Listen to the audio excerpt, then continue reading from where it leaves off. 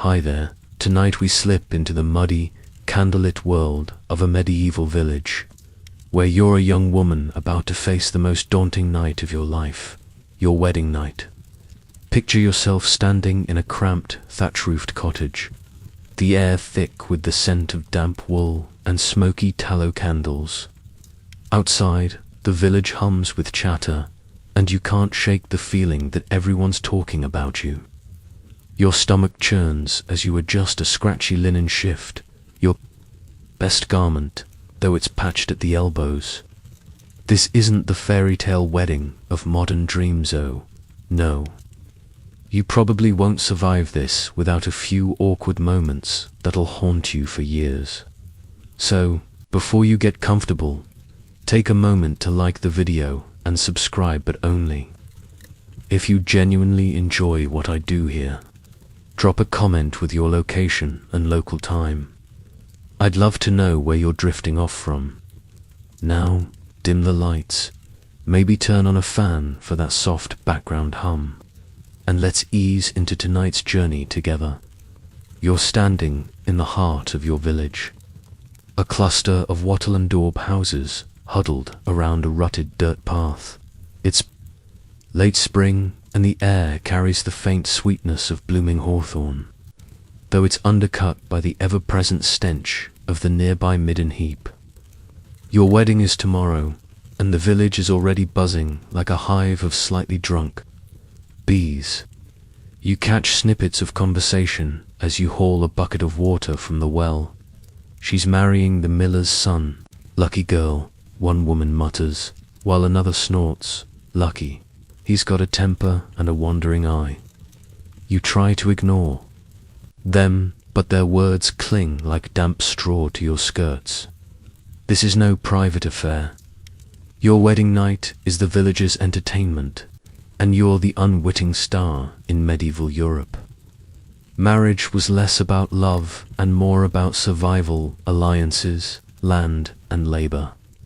Historians note that by the 13th century, the Catholic Church had tightened its grip on matrimony, declaring it a sacrament, which meant your wedding wasn't just a party but a sacred contract. You're not marrying for a sparkly ring or a Pinterest board. You're tying your family's fortunes to another's, and everyone's watching to see if you'll fumble the knot.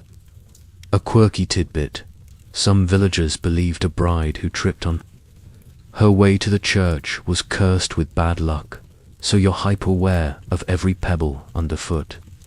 Historians still argue whether this superstition was widespread or just a regional quirk. But you're not taking chances. You pause by the well, the wooden bucket heavy in your hands, and glance at your reflection in the water. Your face is flushed from the day's chores, milking the cow, kneading dough, and dodging your mother's endless advice about wifely duties. The village is small, maybe 200 souls, and privacy is a fantasy. You share your cottage with your parents, 2 younger siblings, and a particularly grumpy goat who chews your straw mattress. The idea of your wedding night being intimate feels like a cruel jest. You overhear a gaggle of older women cackling about the bedding ceremonies. That's a thing, and it's as intrusive as it sounds. They'll escort you to the marriage bed, and you're already dreading their lewd jokes. Let's be real. You're exhausted. You've been up since dawn, and the sun's barely dipped below the horizon. Your hands are rough from spinning wool, and your back aches from hauling firewood. Yet the village expects you to be a blushing bride, radiant, and ready for a night that's more about duty than desire. You smirk, thinking how modern folks would lose it if their wedding included a public inspection of the bedsheets. Spoiler, that's coming, and it's not as romantic as it sounds. For now, you trudge back to the cottage, water sloshing in the bucket, and try to tune out the village's gossip. They're betting on whether you'll cry tomorrow or manage a brave face as you step inside. Your mother's already fussing, piling more tasks on you before the big day. She's muttering about the dowry of few chickens, a bolt of coarse cloth, and a wobbly stool your father carved. You're not nobility. This isn't a Game of Thrones style union with gold and knights. You're a peasant, and your marriage is a practical deal to keep the village's web of obligations intact. Still, there's a flicker of excitement beneath your nerves. Maybe, just maybe, this new life won't be as grim as the rumors suggest. But then you hear a neighbor shout about the groom's drinking habits, and your heart sinks. Welcome to the medieval marriage game, where the stakes are high and the wine is watered down. You're back in your family's cottage, the air heavy with the scent of boiled cabbage and the faint tints of sweat-soaked wool. The fire crackles weakly, casting shadows on the rough walls, and you're perched on a stool, trying to mend a tear in your shift while your mother drones on about tomorrow's wedding. Your mind, though, is elsewhere, specifically on the fact that this marriage was decided when you were barely old enough to chase chickens. You're not stepping into this union out of some grand romance. You're here because a deal was struck years ago, and you're just now catching up to its consequences. The village's chatter from earlier, remember that well-side gossip, still stings.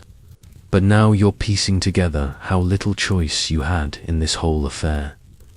In medieval times, betrothals were often arranged when children were young, sometimes even infants, to secure alliances or property. By the 14th century, canon law required both parties to consent at the altar. But let's be honest, saying no wasn't exactly an option when your family's survival hinged on the match. You're 16, maybe 17, and the miller's your soon-to-be husband was chosen because his family owns a strip of land next to yours.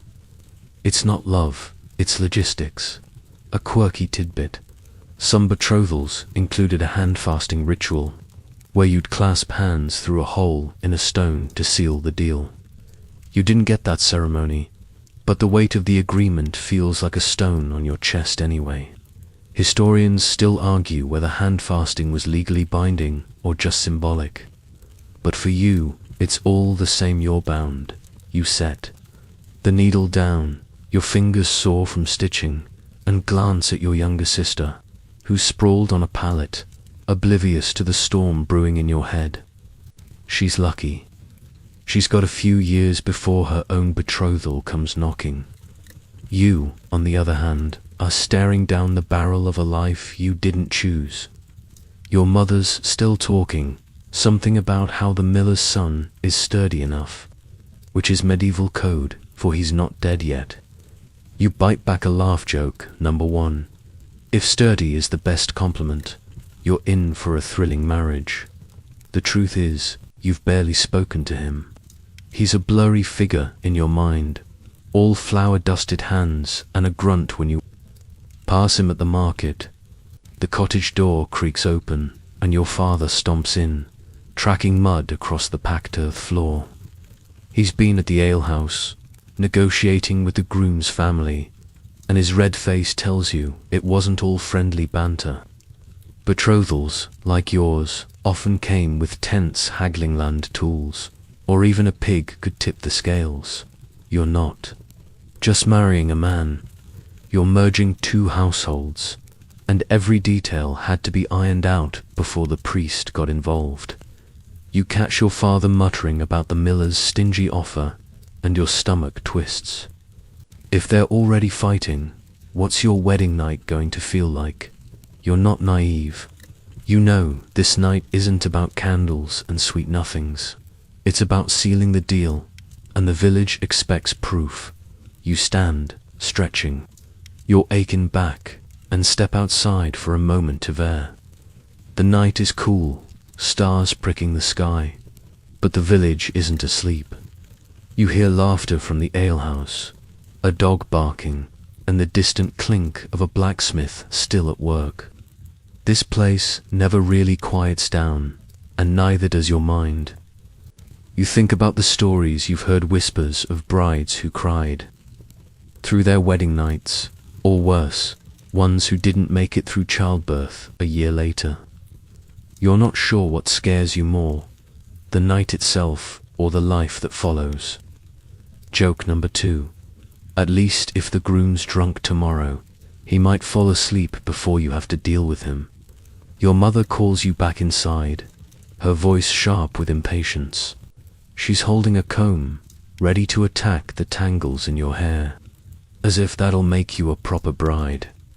You sit, wincing as she tugs, and try to focus on the fire's glow. The betrothal's terms are setland, a few coins, and your labor as a wife. You're not just gaining a husband, you're losing the sliver of freedom you had as a daughter. The church might call this a sacred union, but to you, it feels like a contract written in someone else's hand. Tomorrow, you'll walk to the church, and the village will watch every step. For now, you're just a girl in a cottage, wondering how you ended up here. You're back in the cottage, the fire now a dull glow, and your mother's comb is still waging war on your hair. The air feels thicker, not just from the smoke, but from the weight of what's coming. Yesterday's village gossip and last night's realization about your betrothal, remember that stone on your chest feeling, have left you restless. Now, as dawn creeps through the cracks in the shutters, you're caught up in the next piece of this medieval marriage puzzle, the dowry. Your family's been haggling over it for weeks, and you're starting to feel less like a bride and more like a bundle of goods being bartered. You sit cross-legged on the floor, sorting through a pile of linens your mother insists are part of the deal, while your father paces, muttering about the miller's latest demands. In medieval Europe, a dowry was the bride's contribution to the marriage, often a mix of practical items: cloth, pots, livestock, and sometimes land or coin.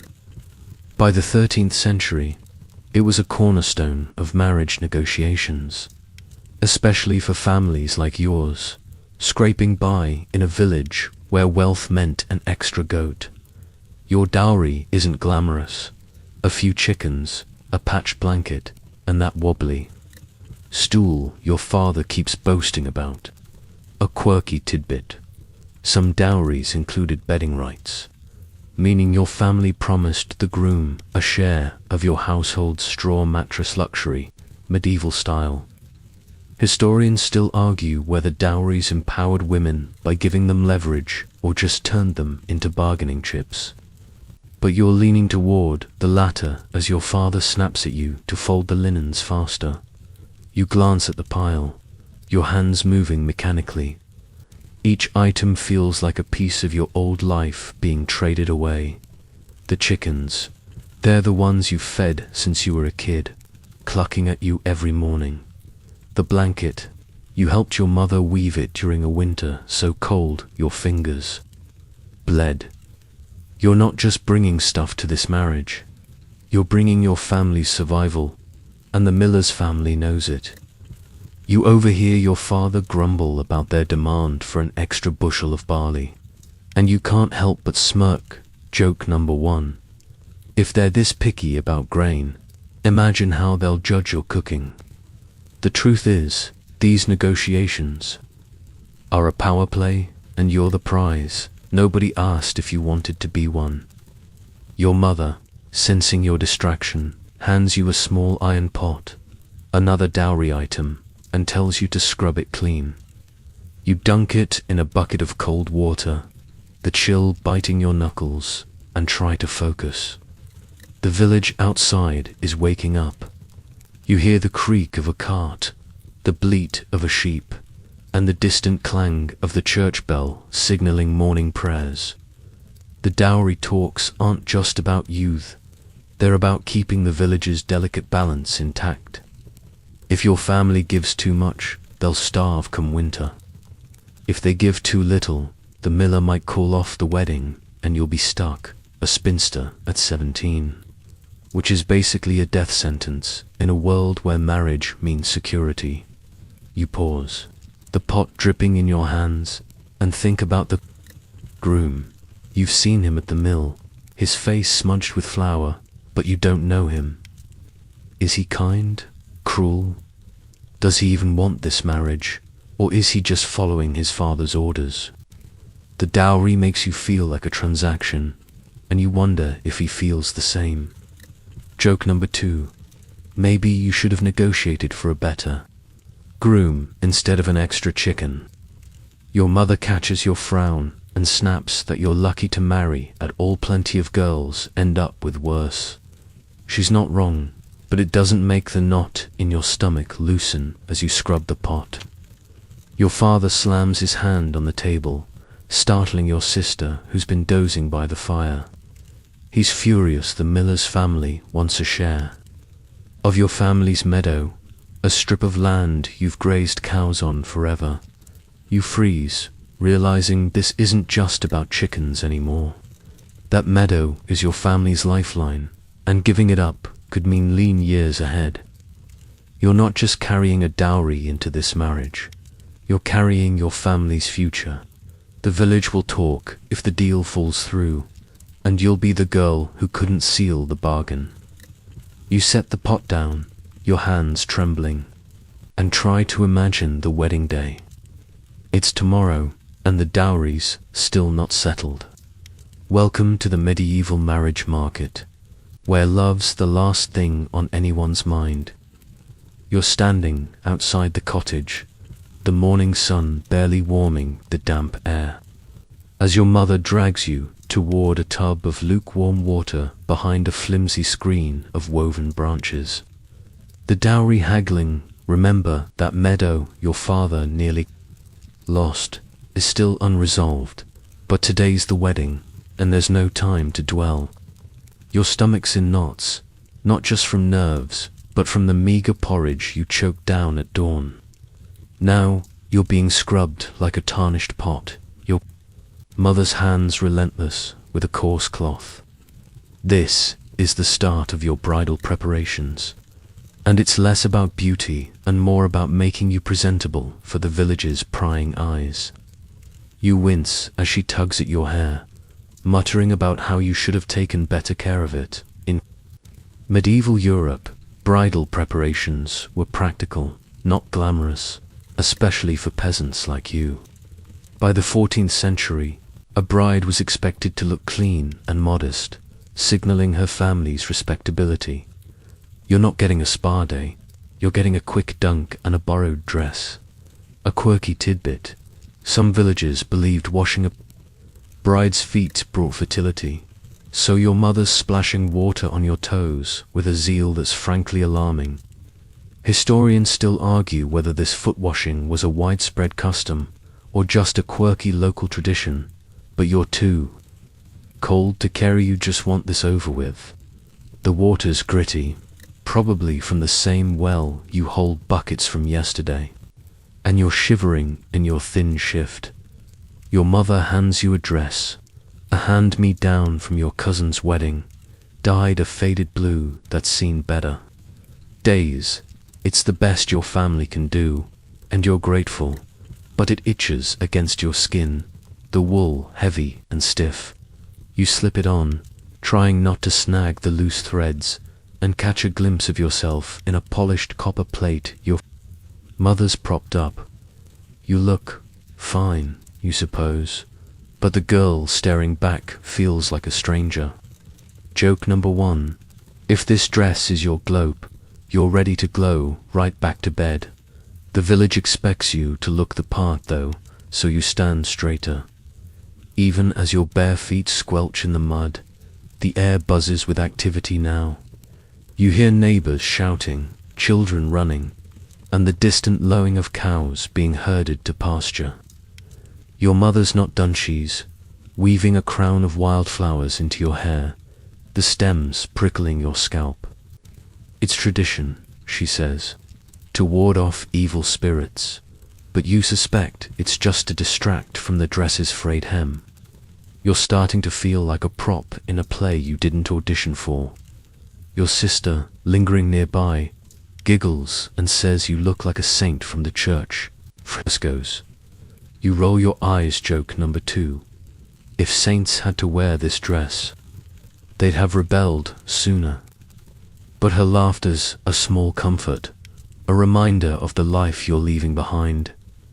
Your mother steps back, appraising you like a merchant sizing up a cart of turnips. She adjusts the flower crown, then hands you a pair of worn leather shoes, another dowry item your father grudgingly included. They're a bit tight, but you're not walking barefoot to the church. That's a bad omen, and you're already dodging enough of those. The village is waking up fully now, and you catch snippets of chatter through the screen. She's not bad looking, one man says, while a woman snips, hope she's tougher than she seems. You clench your fists, wishing you could disappear. This isn't just your wedding. It's the village's spectacle, and you're the main act as you step out from behind the screen. Your mother starts listing instructions. Keep your head down. During the ceremony, don't trip on the church steps. And for heaven's sake, don't talk back to the priest. You nod, half listening, your mind drifting to the groom. You still haven't seen him today, and the uncertainty gnaws at you. Will he be kind, drunk, indifferent? The preparations are supposed to make you feel ready, but they're just amplifying your dread. Joke number 3. Maybe if you scrub hard enough, you can wash away the whole wedding. For now, you follow your mother back to the cottage, the dress dragging in the dirt, as the villagers' eyes follow your every step. The church bells are ringing, and there's no turning back. You're trudging through the village, the itchy blue dress, remember, that hand-me-down from your cousin, clinging to your legs as you follow your mother toward the open field where the wedding feast is already spiraling into chaos. The church bells from earlier are still echoing in your head, but now they're drowned out by the roar of laughter, shouting, and the off-key wail of a fiddle. Your flower crown's starting to wilt, one petal dangling over your eyebrow, and your too tight shoes pinch with every step. The bridal preparations left you feeling like a polished trinket, but now you're being tossed into the heart of the village's rowdiest event. This is the communal feast, and it's less a celebration and more a test of your endurance. In medieval Europe, wedding feasts were a big deal, especially for peasants, doubling as a community bonding ritual and a chance to eat something other than stale bread. By the 14th century, these feasts were often held outdoors, with everyone pitching in food or ale to keep costs down. Your family scraped together a spread of barley stew, roasted turnips, and a slightly tough pig your uncle swears was fresh. Yesterday, a quirky tidbit. Some villagers believed spilling ale during the feast brought good luck, so you're dodging sticky puddles as you weave through the crowd. Historians still argue whether this was a genuine superstition or just an excuse to get sloppily drunk, but the evidence around you leans toward the latter. You clutch a wooden cup of watered-down ale your mother thrust into your hands. The bitter taste doing little to calm your nerves. The field is a sea of faces, neighbors, cousins, strangers from the next village, all red-cheeked and loud.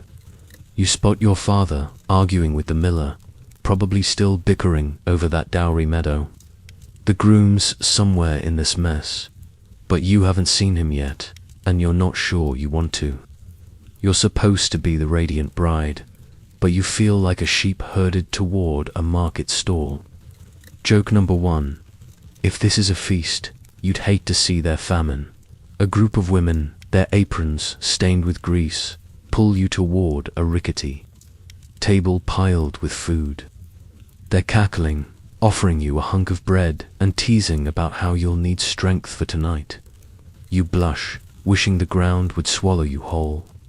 The village's obsession with your wedding night, those well-side whispers, is in full force, and their jokes are about as subtle as a cow in a chapel. You take a bite of the bread, dry and chewy, and try to smile. The air smells of smoke, sweat, and roasted meat, and the fiddle players now dueling with a drunken piper, the noise making your head throb. You find a moment to slip to the edge of the crowd, leaning against a gnarled oak tree.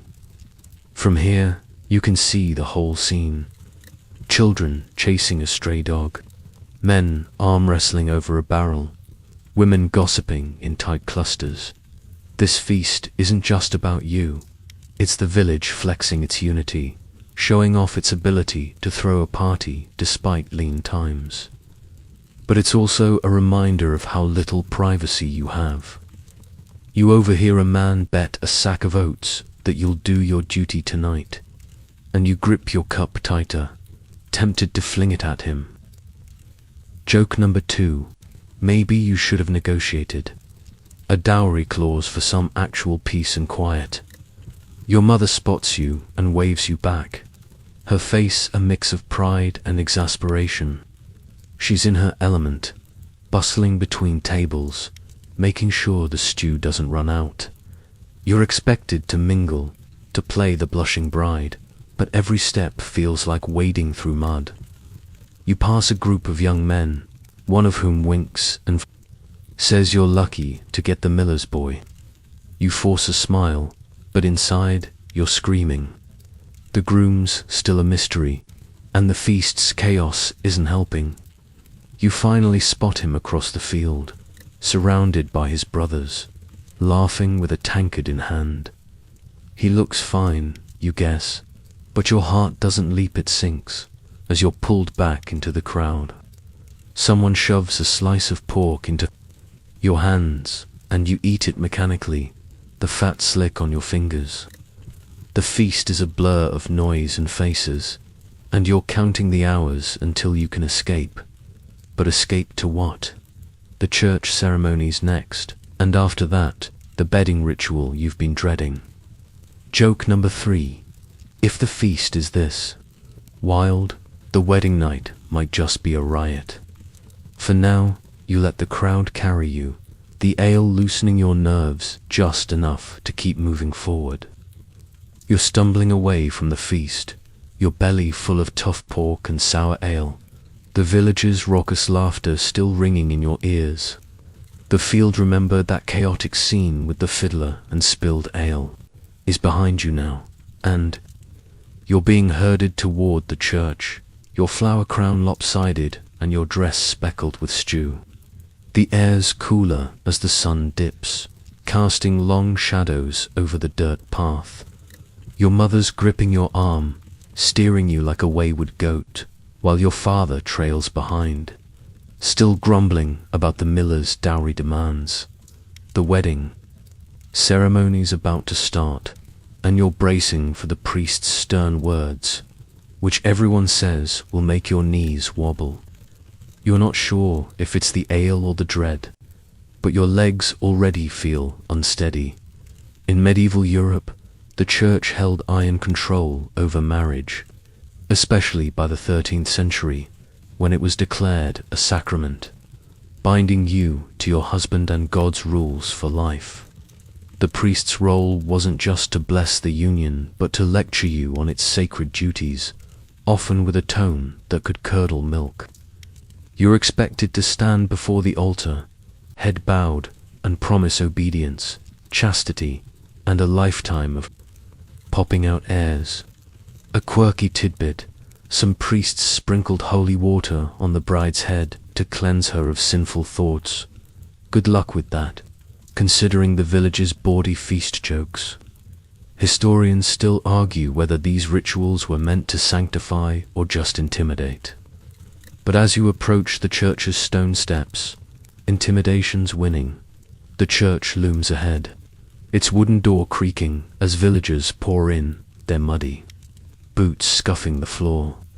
You pause at the threshold, the air inside heavy with incense and damp stone. The priest, a gaunt man with a beard like a bramble patch, fixes you with a stare that says he's seen too many weddings go wrong. He's holding a worn prayer book, its pages curling, and you can already hear his voice, low and gravelly, droning.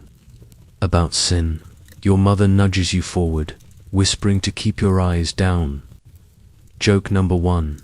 If you look up, you might accidentally challenge God and the groom in one go. You shuffle to the altar, the crowd's murmurs buzzing like flies. The priest begins, his Latin words a blur, but you catch the gist. Marriage is your duty, a holy cage you're locking yourself into. He's not talking to you, really. He's addressing the groom who's standing a few feet away, smelling faintly of flour and ale. You steal a glance, his face is flushed, his tunic rumpled, but he's not running, so that's something. The priest's lecture shifts to warnings. No adultery, no defiance, and definitely no skipping church. You bite your lip to keep from smirking. Joke number 2. If skipping church was a sin, half the village would be doomed. But the weight of his words lands hard. This isn't just a ceremony, it's a contract you can't break. You're handed a ring, a simple iron band, cold against your finger. It's not a symbol of love, but of ownership, and the priest makes sure you know it. He's now preaching about Eve's fall, how women must submit to avoid her fate. You're tempted to roll your eyes, but the crowd's watching, and your mother's glare could pierce armor. The church's rules are clear. Your body, your labor, your future, they belong to your husband now. You think back to the feast, how the villagers' eyes followed you, and realize this ceremony's just another stage for their scrutiny. The priest's voice rises, and you flinch as he sprinkles that holy water cold, of course on your head. Ass. The ceremony drags on, your feet ache in those tight shoes, and the incense is making you dizzy. The groom mutters his vows, barely audible, and you echo yours, your voice a whisper. The priest's final warning is about the wedding night. It's your duty to fulfill the marriage debt, a phrase that makes your stomach lurch. Joke number 3. If this is a debt, you'd rather owe the miller a sack of grain. The crowd cheers as the priest declares you wed, but you feel more trapped than triumphant. You step outside, the evening air a relief, but the next ordeal's already looming, the bedding ceremony. For now, you cling to the ring on your finger, wondering what you've just promised. You're stepping out of the church, the priest's heavy words, remember that marriage debt warning, still ringing in your ears like a dear bell. The evening air is crisp, cutting through the fog of incense and sweat from the ceremony. But there's no time to catch your breath. The village crowd, half drunk from the feast, is surging around you, their cheers more rowdy than reverent. Your new husband, still a flower-dusted stranger, walks beside you, his shoulder brushing yours awkwardly. Your mother's fussing with your wilted flower crown, but her eyes are darting toward the path leading to the miller's house. That's where the bedding ceremony awaits, and the thought makes your skin prickle. You're not just a bride now. You're the main event in a ritual that's about to get far too personal. In medieval Europe, the bedding ceremony was a common tradition, especially among peasants, where the couple was escorted to the marriage bed by a gaggle of relatives and neighbors. By the 14th century, it was less about romance and more about proving the marriage was consummated to secure the alliance. Your dowries, meadow, and those chickens depend on it. A quirky tidbit: some villagers hung a sheet outside the next morning to show the bride's purity, a custom as invasive as it sounds. Historians still argue whether this was universal or varied by region, but right now, you're just praying. Your village skips the sheet part. The crowd's laughter tells you they're ready for a show. You're being steered down the path, the ground uneven under your pinching shoes. Torches flicker, casting jagged shadows, and the air smells of burning pitch and spilled ale. The groom's mother, a stout woman with a voice like a crow, is leading the charge, shouting for everyone to keep up. You catch her eyeing you, as if sizing up whether you're worth the barley her family demanded. Your own mother's whispering last-minute advice, something about lying still and praying, but it's drowned out by a group of men singing a bawdy song about a farmer and his plough. You blush, wishing you could bolt. Joke number 1. If this is a plough song, you're ready to plant yourself in a different village. The miller's house looms ahead, its thatched roof sagging like a tired brow. You've been here before, fetching flour, but now it feels like a foreign land. The crowd's pressing closer, their breath hot with ale and excitement. You glance at your husband, he's staring straight ahead, his jaw tight, and you wonder if he's as nervous as you are. Nobody's asked either of you what you want.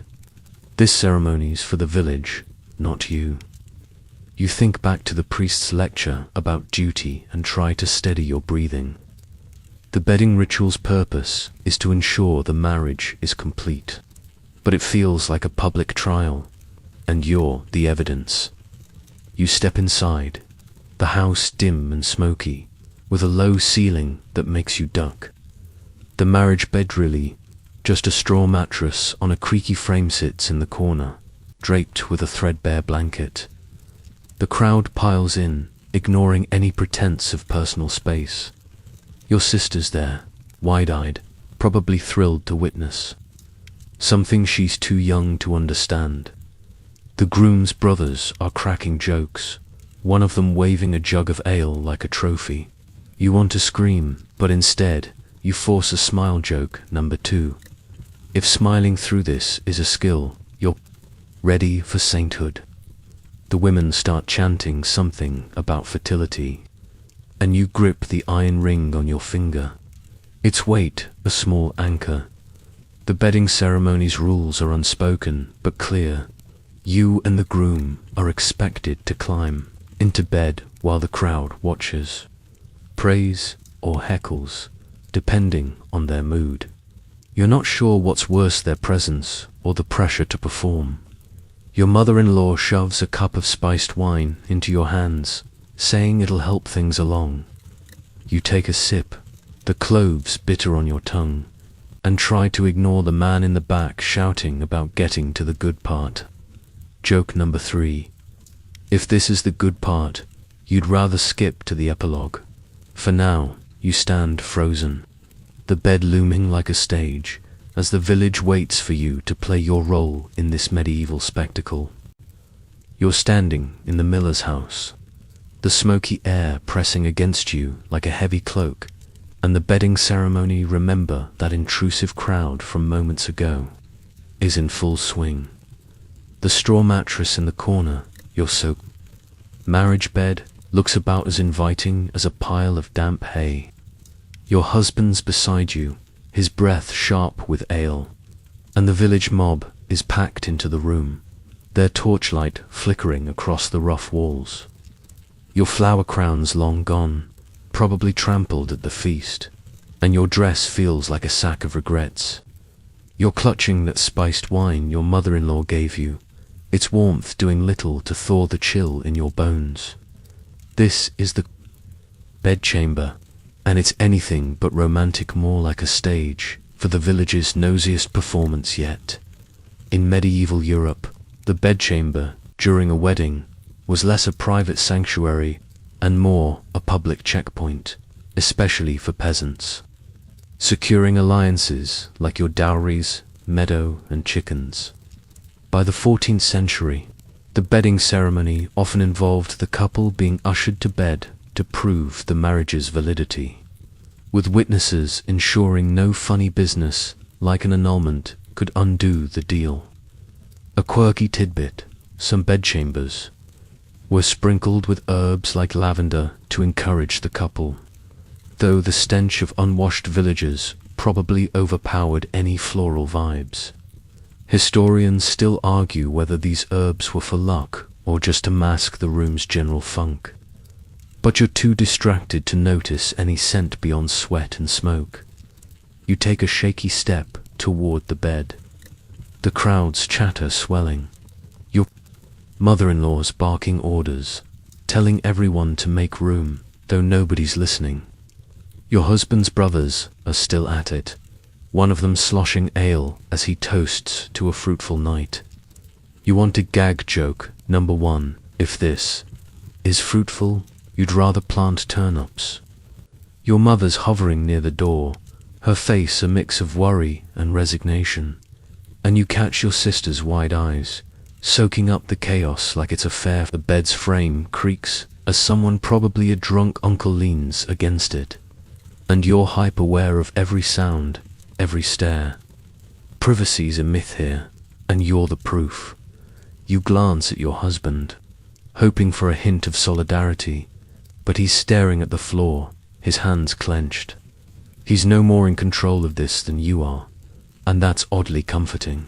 The priest's words from the church about duty and submission echo in your mind, but they feel distant, drowned out by the crowd's bawdy jokes. Someone shouts about warming the sheets, and you force a smile, though it feels like your face might crack. The bedchamber's supposed to be where the marriage becomes real, but it feels like a trial, with you and the groom as reluctant defendants. You think back to the feast, how the villagers' eyes never left you, and realize this is just the next act in their spectacle. Your mother-in-law grabs your arm, pulling you closer to the bed, and hands you a linen shift thinner, then your dress, meant for the night ahead. You clutch it, dreading the moment you'll have to change in front of this mob. The crowd's chanting now, a mix of prayers and lewd suggestions, and you're torn between laughing and screaming. Joke number two. If this is a prayer, God's probably covering his ears. The bed straw crunches as your husband sits, the mattress sagging under his weight, and the crowd cheers like he's slain a dragon. You're expected to follow, but your feet feel rooted to the floor, the spiced wine sloshing in your trembling hand. The room's getting warmer, the torches and bodies making it stifling. You catch a whiff of something herbal, maybe those lavender sprinkles, but it's faint, buried under the reek of ale and wool. Your mother-in-law's voice cuts through, urging you to get on with it, and you realize there's no escape. The bedchamber's not a haven. It's a checkpoint, and the village won't leave until they're satisfied. You think about the dowry, the church vows, all the steps that led here, and wonder if you'll ever feel like more than a pawn. Joke number three. If this is the honeymoon, you're ready for a very long nap. For now, you take a deep breath, step toward the bed, and brace for whatever comes next in this medieval circus. You're in the miller's cramped bedchamber, the straw mattress, remember that sagging, herb-sprinkled thing, creaking under your husband's weight as he sits, looking as uncomfortable as you feel. The crowd's packed in tighter than a sack of grain, their torchlight dancing on the walls, and the air's thick with ale fumes, sweat, and the faint whiff of lavender that's fighting a losing battle. You're still clutching the thin linen shift. Your mother-in-law thrust at you, your knuckles white round the spiced wine cup. The bedding ceremony's reached its peak, and you're the center of attention, with every villager from your giggling sister to the ale-soaked uncles watching like hawks. Your dress feels like a prison, and the idea of climbing into that bed with this mob staring makes your stomach lurch. In medieval Europe, the bedding ceremony was the villagers' way of ensuring the marriage was sealed, often with witnesses lingering to confirm the couple's duty was done. By the 14th century, this was less about romance and more about legal proof your dowry. That meadow, those chickens, all hinge on this moment. A quirky tidbit, some communities had a bedding song a rowdy chant to inspire the couple. And you're cringing as the crowd starts a slurred version about ploughing fields and sowing seeds. Historians still argue whether these songs were meant to bless the union or just embarrass everyone involved. But you're betting on the latter as the lyrics get filthier. You force yourself to move, setting the wine cup on a wobbly stool and clutching the shift closer. Your mother-in-law's glaring, her arms crossed, as if your hesitation's a personal insult. The crowd's chanting grows louder, and you catch your husband's eye. He looks like he'd rather be anywhere else, which is oddly reassuring. You're both trapped in this farce, pawns in the villagers' game.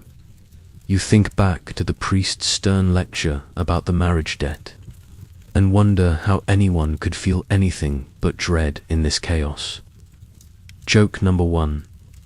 If this is debt. Collection.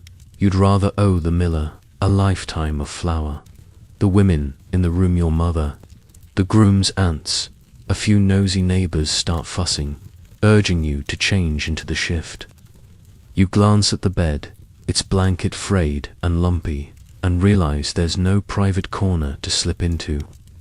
You're expected to strip here, with every eye on you.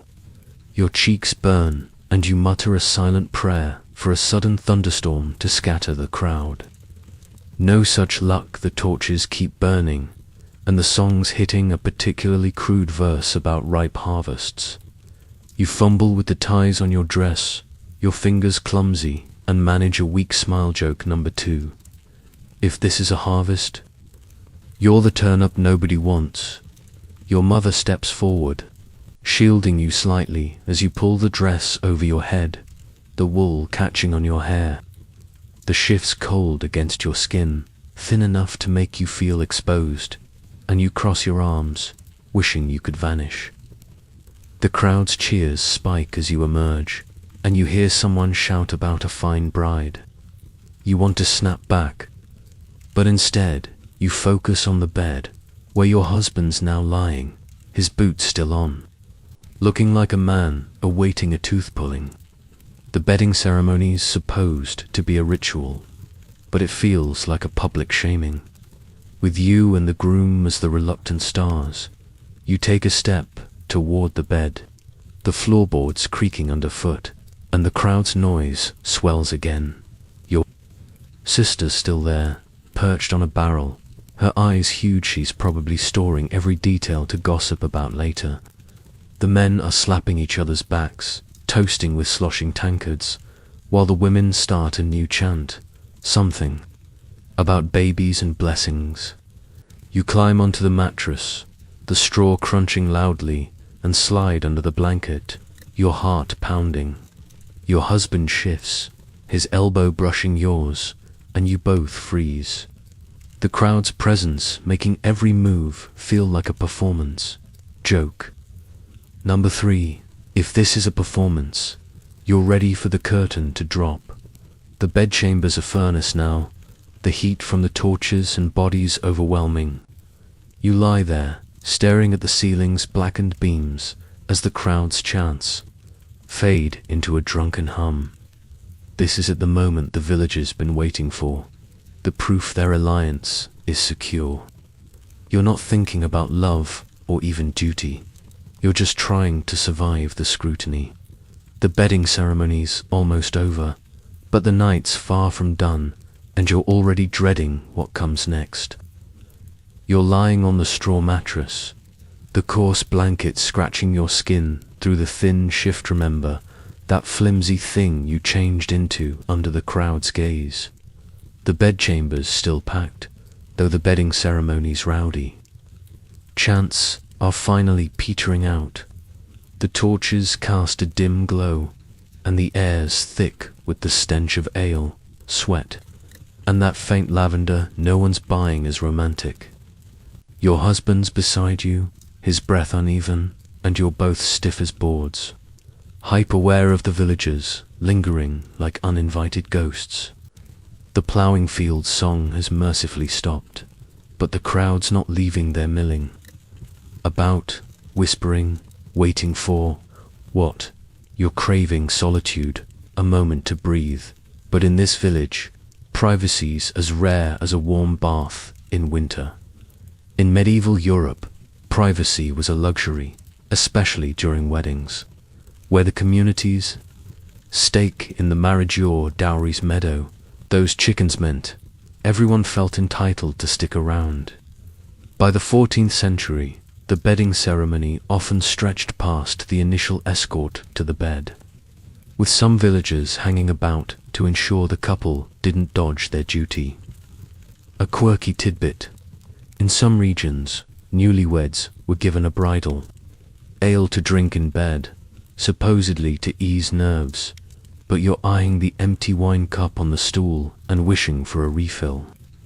Historians still argue whether this ale was a kind gesture or just another way to keep the couple under scrutiny. But you're leaning toward the latter as a nosy ant peers over your blanket. You shift slightly, the straw crunching loudly, and your husband mutters something under his breath, maybe a curse, maybe a prayer. You're both trapped in this bed, the crowd's presence a weight heavier than the priest's vows. You think back to the church, that iron ring still cold on your finger, and wonder how you went from hauling well water to lying here. The village's entertainment. Your mother's near the door, shooing a few drunks who've started bickering over a lost bet, but she's not leaving either. You want to scream for everyone to get out, but that'd only fuel their gossip. Joke number 1. If privacy's a sin, this village is downright saintly. The bedchamber's walls feel like they're closing in, the blackened beams overhead seeming lower than before. You catch your sister's silhouette, she's still perched on that barrel, probably memorizing every awkward moment for later. The groom's mother is bustling about, pretending to tidy but really just hovering, her eyes flicking to the bed every few seconds. You're supposed to be sealing the marriage, but the idea of intimacy with this stranger under these stairs is laughable. You try to imagine a world where you could close a door, draw a curtain, anything, but this is medieval life, where your business is everyone's business. You pull the blanket higher, as if it could shield you from their expectations. A man? In the corner, some cousin of the groom's starts a new toast, sloshing ale and shouting about heirs for the mill. The crowd laughs, and you feel your face burn. Your husband shifts again, his elbow grazing yours, and you both flinch like you've touched a hot iron. You're not sure what's worse, the village's obsession with your fertility, or the fact that you're expected to make it happen with them watching. Joke number 2. If heirs are the goal, they might want to clear the room first. You think about the feast, how the villagers' eyes never left you, and realize this bedchamber's just another stage, with no curtain to drop. Your mother finally snaps at the crowd to give the couple space, but her tone's half-hearted, and only a few stumble out, their laughter echoing down the path. The room's still too full, the air too warm, and you're counting the moments until you can at least pretend to sleep. You glance at your husband, his face half hidden in the shadows, and wonder what he's thinking. Does he hate this as much? As you do, the priest's words about duty loom large, but so does your longing for a moment alone. Joke number 3. If solitude's a treasure, you're the poorest bride in the village. For now, you lie still, the straw poking through the mattress, and wait for the crowd to thin, knowing the night's real challenges are still ahead. You're still in the miller's bedchamber, the straw mattress, remember, that prickly, creaky thing, digging into your back through the thin shift. The crowd's finally thinning, thank heavens, with your mother-in-law's half-hearted shooing sending a few drunks stumbling out into the night. The torches are burning low, casting long shadows across the room. but the air is still heavy with ale fumes and the lingering stares of those who refuse to leave. Your husband's beside you, silent and stiff, his flour-dusted hands folded awkwardly on the blanket. The bedding ceremony's chaos is fading. But now you're face to face with him, your stranger groom, for the first time, without a mob chanting about plows or heirs. You're alone, sort of, and the sudden quiet makes your heart race faster than the crowd's bawdy songs did. In medieval Europe, marriages were often arranged, and meeting your spouse for the first time on the wedding day wasn't uncommon, especially for peasants like you tying together families over land and livestock. By the 14th century, the church required mutual consent for marriage, but consent was a loose term when your family's survival, like that dowry meadow, depended on the match. A quirky tidbit: some brides were given a groom's token, like a coin or a knife, as a symbol of the union, but you're still clutching that iron ring, and it's all you've got. Historians still argue whether these tokens were gestures of affection or just another contractual seal. But as you glance at your husband's blank face, affection feels like a distant dream. You shift slightly, the straw crunching, and steal a look at him. He's not bad looking, you suppose, broad shoulders, a jaw that's more stubborn than handsome, and eyes that won't meet yours. He's the miller's son, someone you've seen in passing, always dusted with flour like a ghost of the mill. But now, in this dim light, he's a mystery, and you're supposed to share a life with him. You think back to the feast, how you spotted him laughing with his brothers, and wonder if that easy smile will ever turn your way. Joke number 1. If he's this quiet now, you might be married to a sack of flour. The room's quieter, but your mother's still lingering by the door, pretending to fuss with a basket of bread. Your sister's gone, probably dragged off to bed, and the groom's mother is snoring in a corner, her supervision defeated by ale. You're not truly alone.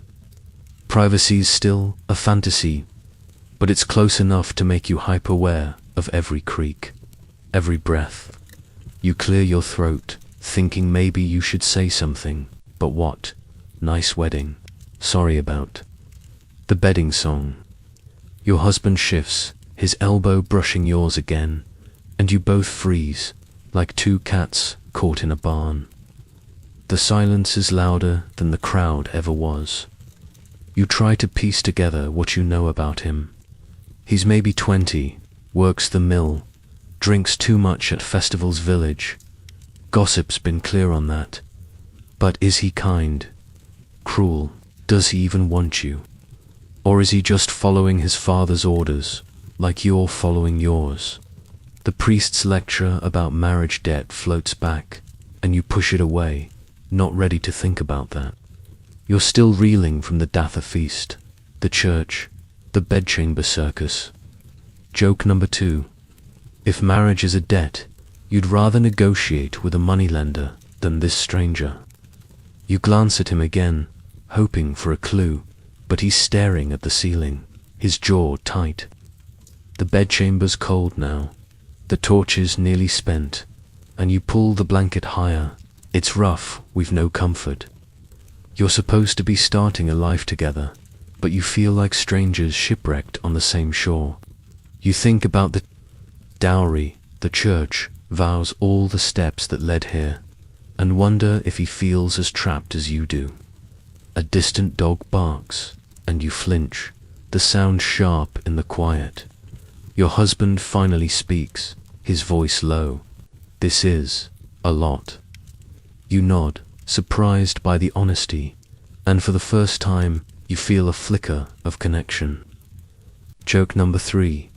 If a lot sums up marriage, you're off to a poetic start.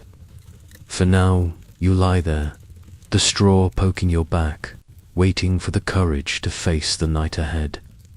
You're still lying on the straw mattress, the bedchamber's chill seeping through the thin blanket, Remember that rough, threadbare thing. As the last of the bedding ceremonies, stragglers finally shuffle out. Your husband's words, that quiet this is, a lot, hang in the air. A small bridge between you, though you're both still stiff as planks. The torches are down to stubs, casting a faint glow, and the room's quiet enough that you hear the distant hoot of an owl outside. Your mother's gone, the groom's mother's snoring has faded, and for the first time, it's just you and this flower-dusted stranger you're now bound to. But the weight of the Datha feast, the priest, the crowd's stares, has you questioning your role in this marriage. You're not just a bride, you're a cog in a machine, and you're wondering how much say you really have. In medieval Europe, consent in marriage was a murky concept. By the 13th century, the church insisted both parties agree to the union at the altar. But agreement often meant nodding under pressure from family, like your dowry's meadow and those chickens, tying you to the miller's son. Your choice was less about desire and more about survival, say. No, and you risk being a burden or worse, cast out. A quirky tidbit. Some brides tried to delay consummation by claiming illness, a loophole to buy time, though it rarely worked. Once the bedding ceremony rolled around, historians still argue whether these delays were acts of resistance or just desperate stalling. But as you lie here, you're wondering if you could have pushed back at all. You shift, the straw crunching, and glance at your husband. His face is half-shadowed, his eyes still fixed on the ceiling, but his earlier words give you a sliver of courage. You're supposed to be his wife, but what does that mean when you barely know him? You think back to the church, the priests, droning about submission, and feel a spark of defiance. Did you choose this, or was it chosen for you? Your family needed the alliance, the village needed the spectacle. But what about you? You clear your throat, testing the silence. Did you want this? You ask, your voice barely above a whisper. He tenses, and for a moment you regret speaking. Joke number 1. If silence is an answer. You're married to a monk. He turns his head slightly, his eyes meeting yours for the first time. Not like I had a say either, he mutters, his voice rough but not unkind. It's not a love sonnet, but it's honest, and it cracks the wall between you. You realize he's as much a pawn as you are, caught in the same web of family and village expectations. The bedchamber's cold, the air stale with smoke, but this small exchange feels like a lifeline. You think about the gossip at the well, how the village painted him as a drunk with a temper, and wonder how much is true. Maybe he's wondering the same about you after all. You're the girl who nearly tripped at the church steps. The iron ring on your finger feels heavier now, a reminder of the vows you mumbled under pressure. Consent might have been required, but it was more a formality than a choice. You think about your mother's frantic preparations, your father's dowry fights, and realize they weren't just arranging a wedding, they were arranging your life. You pull the blanket up, its weave scratching your chin, and try to imagine saying no at the altar. The village would have erupted, your family shamed, and you'd be the spinster hauling water forever. Joke number 2. If consent's a choice, you'd have chosen a nap instead. The mattress shifts as your husband rolls onto his side, facing away, and you're left staring at the blackened beams overhead. You're not sure what you expected, some grand rebellion. But the reality is you're here, married, with no way out. The church's rules, the village's eyes, your family's needs, they've all conspired to land you in this bed. You think about that illness loophole and smirk. Joke number 3. If you'd faked a cough. the crowd would have probably prayed over you instead of leaving. For now, you lie still, the owls hoot the only sound, and grapple with the truth.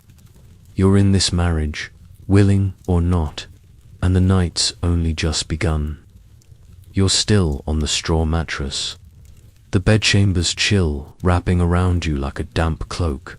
Despite the scratchy blanket, remember that frayed thing, pulled up to your chin. Your husband's turned away, his back a silent wall, after your whispered question about wanting this marriage and his blunt reply, "Not like I had a say either." The quiet between you is heavy, broken only by the faint crackle of a dying torch and that owl hooting outside.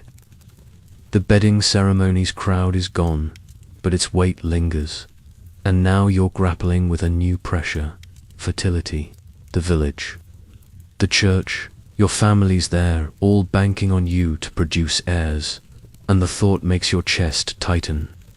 You're not just a wife, you're a vessel for the miller's lineage, and the expectation feels like a stone on your ribs. In medieval Europe, producing children was a marriage's core purpose, especially for peasants whose heirs meant labor and legacy, like securing that dowry meadow for another generation. By the 14th century, the church hammered this home, framing fertility as a sacred duty, with childlessness often blamed on the wife's sin or weakness. A quirky tidbit: some villagers believed tying a red ribbon around a bride's waist during the wedding boosted fertility, and you're pretty sure your mother slipped one under your dress, though it's doing nothing for your nerves. Historians still argue whether these rituals were heartfelt or just desperate grasps at control in a world where childbirth was a gamble. But lying here, you feel the pressure like a physical force. You shift, the straw poking your side, and stare at the ceiling's blackened beams. Your husband's breathing is steady, but you're wide awake, your mind racing. The priest's lecture about marriage debt wasn't just about intimacy, it was about babies, and lots of them. You've heard the village gossip. Women who don't conceive are whispered about, pitied, or worse, shunned. You think back to the feast, those women teasing about strength for tonight, and realize they weren't just joking, they were sizing up your womb. Joke number 1. If babies are the goal, you'd rather be tasked with herding the villagers' goats. You glance at your husband's back. His tunic's still on, flour smudged on the shoulder. He's part of this too, but the burden feels lopsided. If you don't produce an heir, it's your failure, not his. You've seen it happen. A neighbor, barren after years, left to scrub floors while her husband took a mistress. The church might frown on that, but the village turns a blind eye if it means a son for the family. You pull the blanket tighter, its weave rough against your skin, and try to push away the image of yourself in her place. Your mother's voice echoes, her frantic advice about lying still now making grim sense. She wasn't preparing you for love. She was preparing you for survival. The bedchamber's dark now, the last torch barely aglow, and the silence amplifies your thoughts. You think about the risks childbirth, a killer in these times, with half the women you know losing sisters or cousins to it. You've helped your mother tend to a laboring neighbor, seen the blood and the screams, and the memory makes you shiver. Yet the village expects you to dive into that danger, and soon. Joke number 2. If fertility's a blessing, it comes with a curse nobody mentions. You wonder if your husband's thinking about this too, or if he's just relieved the crowd's gone. His silence feels like a shield, and you're not sure how to breach it. You roll onto your side, facing his back, and trace the iron ring on your finger. It's a symbol of the vows that bind you, but also of the heirs you're supposed to deliver. The red ribbon, the priest's prayers, the village's stares, they're all part of the same machine. grinding toward one goal. You think about your question earlier about consent, and realize this pressure's another layer of choice you don't have. Joke number 3. If heirs are currency, you're the mint, and the village is cashing in. For now, you lie there, the straw mattress a reminder of the hard life ahead, and try to quiet your mind as the night stretches on. You're still curled on the straw mattress, the bedchamber's darkness wrapping you tighter than the scratchy blanket. Remember that worn, prickly thing. Your husband's back is still turned, his steady breathing a quiet wall, and the owl outside has gone silent, leaving you with just the creak of the settling house. The weight of fertility expectations, those heirs the village is banking on, sits heavy. But now your mind's snagged on something else. The strange rituals and superstitions swirling around this wedding night. Your mother's red ribbon, tied secretly under your dress, was just the start. The village is steeped in odd charms and old wives' tales, all meant to ensure luck, love, or at least a baby by next harvest. You're lying there, half expecting some new quirk to pop up, like a toad under the pillow for good fortune in medieval Europe. Wedding nights were layered with superstitions, as communities clung to rituals to ward off bad luck or barrenness in a world where both felt like divine punishment. By the 14th century, these customs varied wildly, some tied to the church, others older than the stone cross in the village square. A quirky tidbit: in some regions, brides were given a fertility posy, a bundle of herbs like fennel or rue tucked into the bed to warm the womb. Your mother-in-law slipped one under the mattress earlier, and you're pretty sure it's why the straw smells faintly of licorice. Historians still argue whether these posies were symbolic or genuinely believed to work. But as you shift and catch a whiff, you're skeptical. You roll onto your back, the straw poking through the thin shift, and trace the iron ring on your finger. That ribbon, the posy, even the holy water the priest splashed on youth, they're all part of the village's obsession with controlling this night. You think back to the feast, how a neighbor tossed salt over her shoulder when you passed, muttering about warding off spirits. You'd laughed then, but now, in the dark, it feels less funny. What if the charms don't work? What if they do, and you're thrust into the dangers of childbirth? Joke number 1. If salt keeps spirits away, you'll need a barrel for this. Marriage. Your husband stirs, his shoulder twitching, and you freeze, hoping he's not awake. You're not ready for another awkward exchange, not when your head's tangled in these rituals. You remember your mother's whispered warning before the bedding ceremony: don't step on the bed's left side, or you'll curse the marriage. You'd scoffed, but you still climbed in on the right, just in case. The village believes in these things: crumbs of bread under the bed for prosperity, a sprig of rosemary for fidelity, and you're caught between rolling your eyes and fearing their power. The bedchamber's cold, the air stale with smoke, and you pull the blanket higher. Its weave rough against your cheek. You think about the women at the feast, their teasing laced with these superstitions. One pressed a dried apple into your hand, saying it'd ensure a sweet union. You ate it, mostly to shut her up, but now you wonder if every bite was a spell you didn't sign up for. The church frowns on some of these practices, calling them pagan, but the priest didn't bat an eye when your mother-in-law lit a candle to guide the angels. Joke number 2. If angels need candles, they must have terrible eyesight. You're not sure what's worse, the church's rules or the village's charms, both piling pressure on this already fraught night. The mattress shifts as your husband rolls onto his back, his arm brushing yours, and you hold your breath. He's asleep, thankfully, his snores soft but steady. You're alone with your thoughts again, and they're circling back to the posy under the bed. What if it's not just herbs? What if it's some old magic, tying you tighter to this life you didn't choose?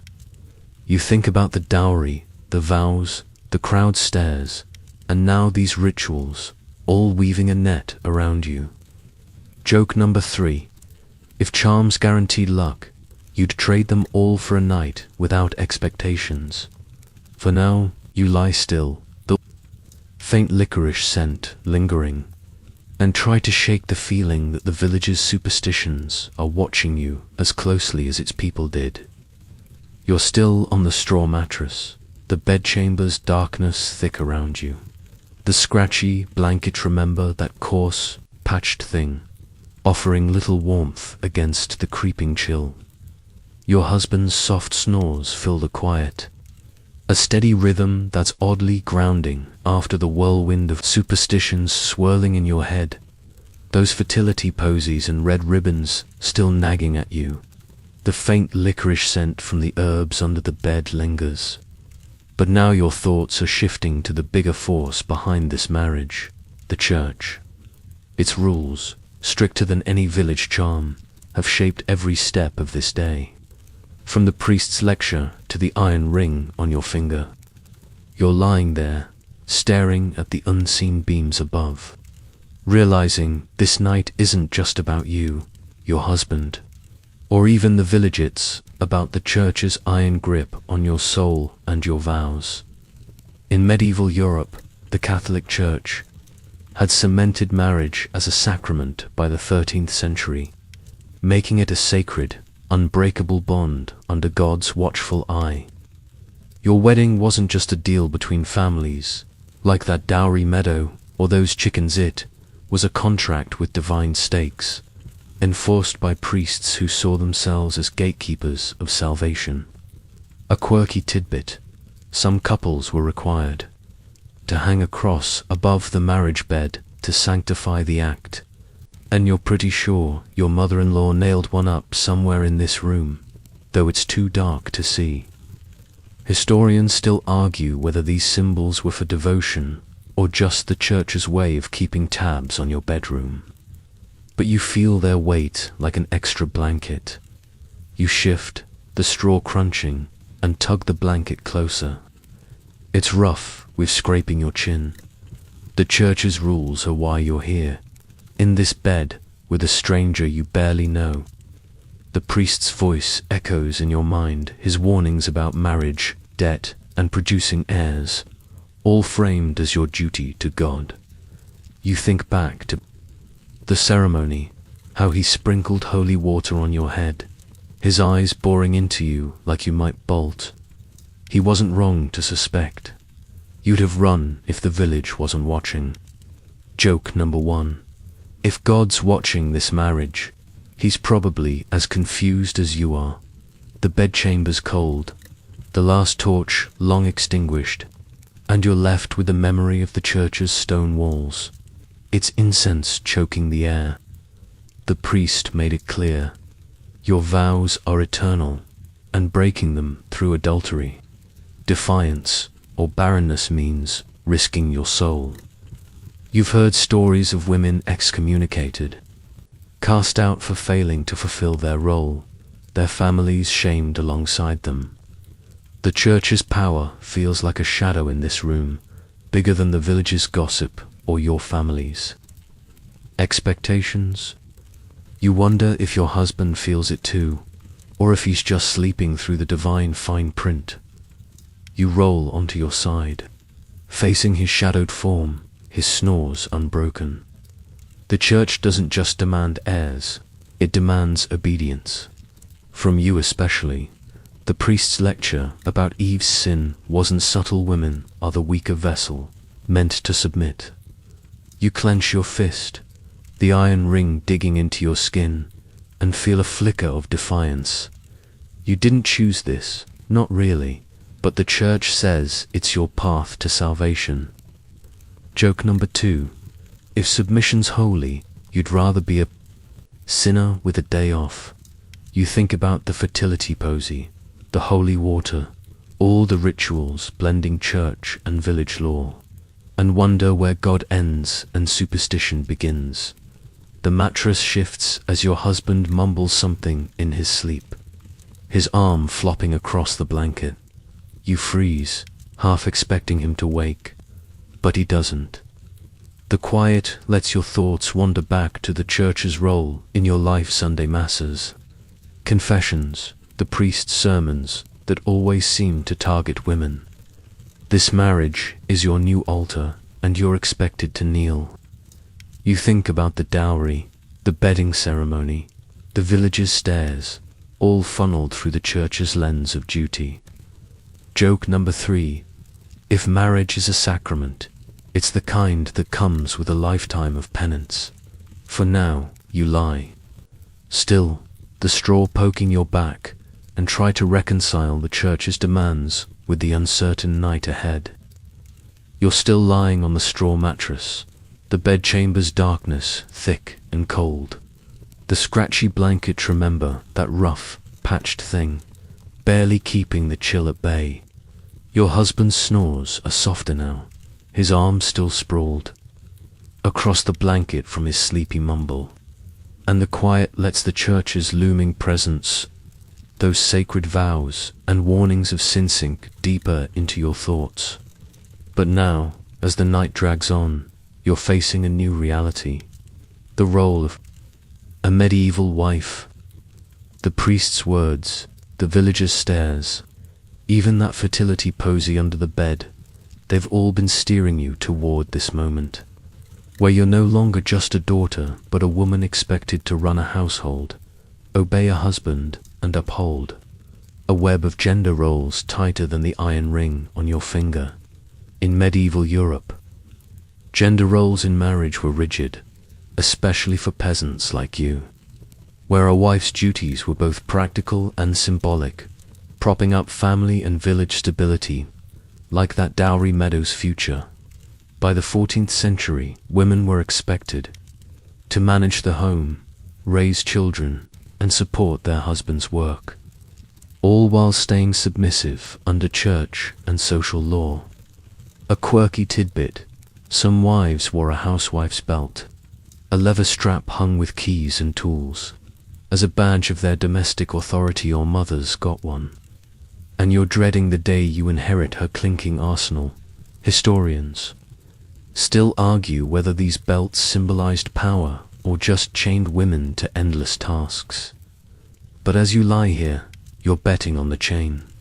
You shift, the straw crunching, and stare into the dark. The bedchamber's beams invisible above. The church's rules, Eve's sin, submission, airs have already set the stage. But the village's expectations are just as heavy. You're supposed to cook, clean, spin wool, and keep the fire going, all while ensuring your husband's fed and the mill's grain keeps flowing. You think back to the feast, those women's knowing glances, their jokes about strength for tonight. They weren't just talking about the wedding night. They were welcoming you to a lifetime of labor. Joke number 1. If a job you'd like to negotiate for some days off. Your husband's arm twitches, and you glance at his shadowed form. He's the head of this new household, or so the priest says, but you're the one who'll keep it running. You've seen your mother haggle with merchants, patch clothes, and chase chickens, all while your father drank at the alehouse. The village might call him the master, but she's the backbone, and now that's your role. You pull the blanket tighter, its weave scratching your neck, and wonder how you'll manage. You're barely 17, and the thought of spinning enough wool to clothe a family or worse, bartering with the miller's own father, makes your head spin faster than a spindle. The bedchamber's silence is broken by a distant creak, maybe the house settling, maybe a mouse. You think about the women in the village, their hands rough from work, their faces lined from worry. They're your future, and it's not exactly inspiring. The church says your place is to serve, but you've seen wives quietly steer there. Husbands, like your mother nudging your father to fix the roof. Maybe there's power in this role, hidden under the drudgery. Joke number 2. If submission means running everything, you're about to be the sneakiest queen in the village. You roll onto your side, the straw poking through the thin shift, and try to imagine your new life. The miller's house will be your domain, its smoky hearth, its drafty corners, its endless chores. You'll be judged by how well you keep it, how quickly you produce heirs, how smoothly you fit into the village's rhythm. The dowry, the bedding, ceremony, the church's vows, they've all funneled you here, to a role that feels like a costume you're not ready to wear. Your husband's snores falter, then resume, and you wonder if he's ready for his part either. Joke number 3. If marriage is a dance, you're both tripping over the steps. For now, you lie still, the weight of wifehood settling over you, and brace for the morning when this role becomes real. You're still on the straw mattress, the bedchamber's cold seeping through the thin shift. The scratchy blanket, remember that patched, coarse thing, doing little to warm you. Your husband's snores are steady now, a faint rumble that blends with the creak of the miller's house settling in the dark. The weight of your new role as a wife, those endless chores and village expectations, sits heavy. But now you're facing the night's core challenge, the awkward dance of intimacy. The church's rules, the fertility posy under the bed, the crowds, bawdy chants, they've all led to this moment, where you're supposed to seal the marriage with a stranger you barely know. Your heart's pounding, and the silence feels like a held breath, waiting for something to happen. In medieval Europe, consummation was the linchpin of a marriage's validity, especially for peasants like you, whose unions, like that dowry meadow, were about securing alliances and heirs. By the 14th century, the church viewed the marriage debt as a mutual obligation, but the pressure fell harder on women, whose worth was tied to fertility. A quirky tidbit: some couples were fed spiced possets, warm drinks laced with herbs, to stir the blood before the act. Your mother-in-law's spiced wine was probably meant for this, though it's left you more queasy than amorous. Historians still argue whether these drinks were aphrodisiacs or just placebo courage. But as you lie here, you're wishing for anything to ease the tension. You shift, the straw crunching loudly, and glance at your husband's shadowed form. He's still asleep, his arm flung across the blanket, oblivious to the storm in your head. You're supposed to, what? Wake him. Wait. The priest's lecture about duty looms, but the reality feels like a chasm. You've heard whispers from older women, vague hints about lying still or enduring, but nobody's told you how to navigate this with a man you've barely spoken to. You think back to the bedding ceremony, those crude songs about plowing fields, and feel your face heat. Joke number 1. If this is a field, you're not ready to be plowed. The bedchamber's dark, the last torch long gone, and the faint licorice scent from the posy under the bed is all that's left of the village's rituals. You pull the blanket higher, its weave rough against your skin, and try to steady your breathing. Your husband stirs, his snores faltering, and you freeze, half hoping he stays asleep. Intimacy's supposed to bind you, but it feels like a test you haven't studied for. You remember your mother's red ribbon, the church's cross overhead, and wonder if they're meant to guide you or just remind you of the stakes. The village expects heirs, the church expects duty, and you're caught in the middle, with no script to follow. Your husband rolls onto his back, his eyes half open now, glinting in the faint moonlight seeping through a crack in the shutters. He mutters something, maybe your name, Maybe a curse and you tense, your heart racing. You awake, he asks, his voice thick with sleep. You nod, then realize he can't see, and whisper, yeah.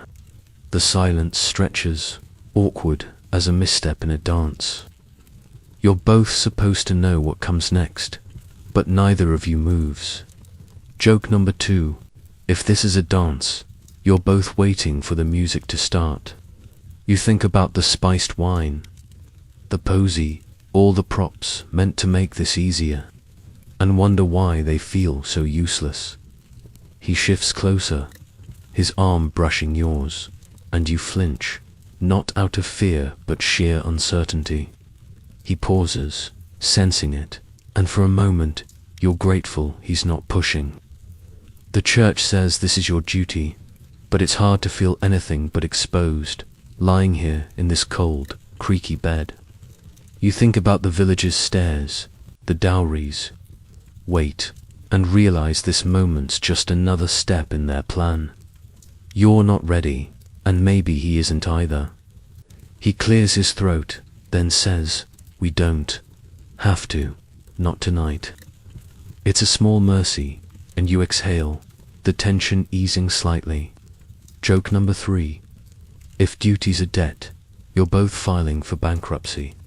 For now, you lie still, the straw poking your back, and let the night's awkwardness settle into something almost bearable. You're still on the straw mattress, the bedchamber's chill biting through the thin shift. The scratchy blanket remember that rough, frayed thing, offering little comfort. Your husband's words, that quiet "we don't have to, not tonight," linger like a rare kindness, easing the tension of the awkward intimacy you'd been dreading. His snores have resumed, soft and steady, and the faint moonlight through the shutters casts a pale glow across his flower-dusted shoulder. The night's grown quieter, but you're wide awake, your mind shifting from the bedchamber's pressures to the village outside. Even now, with the bedding ceremony over, you feel their eyes, those same gossips from the feast. The church, the well tracking your every move. You're not just a wife, you're their story, and they're waiting to see how it unfolds. In medieval Europe, villages were tight-knit, and a new bride's life was public property, especially when her marriage, like your dowries, meddled families and land together. By the 14th century, the community's scrutiny didn't end at the wedding. Neighbors watched for signs of success, heirs, harmony or failure, barrenness, discord, ready to weave it into their chatter. A quirky tidbit: some villagers appointed a bed monitor, an older woman who'd check on newlyweds the next morning to report on the marriage's progress. You're praying your mother-in-law isn't that dedicated, but her hovering during the bedding ceremony doesn't bode well. Historians still argue whether these monitors were official roles or just nosy volunteers, but you feel their shadow as you lie here. You shift, the straw crunching, and pull the blanket tighter, its weave scraping your chin. The village's obsession. With your wedding night, those bawdy songs, the fertility posy extends beyond this room. You imagine them now, huddled in the alehouse or their own smoky cottages, betting on whether you'll do your duty or crumble under the pressure. You think back to the well, those women whispering about the miller's son's temper, and wonder what they're saying about you. Are you the lucky girl or the one who will falter? Joke number 1. If gossip's currency, the village is richer than a king.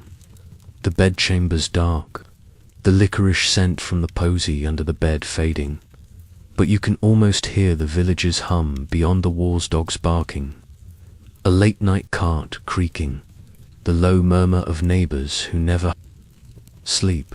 You're no stranger to their scrutiny. You've lived under it your whole life, from the time you spilled ale at a harvest festival to the day you mended your shift in public. But now, as a wife, the stakes are higher. They're watching for a swollen belly, a happy hearth, or any crack in your marriage they can pick apart. You think about your mother, how she navigates their stairs with a sharp tongue, and wonder if you'll ever have her armor.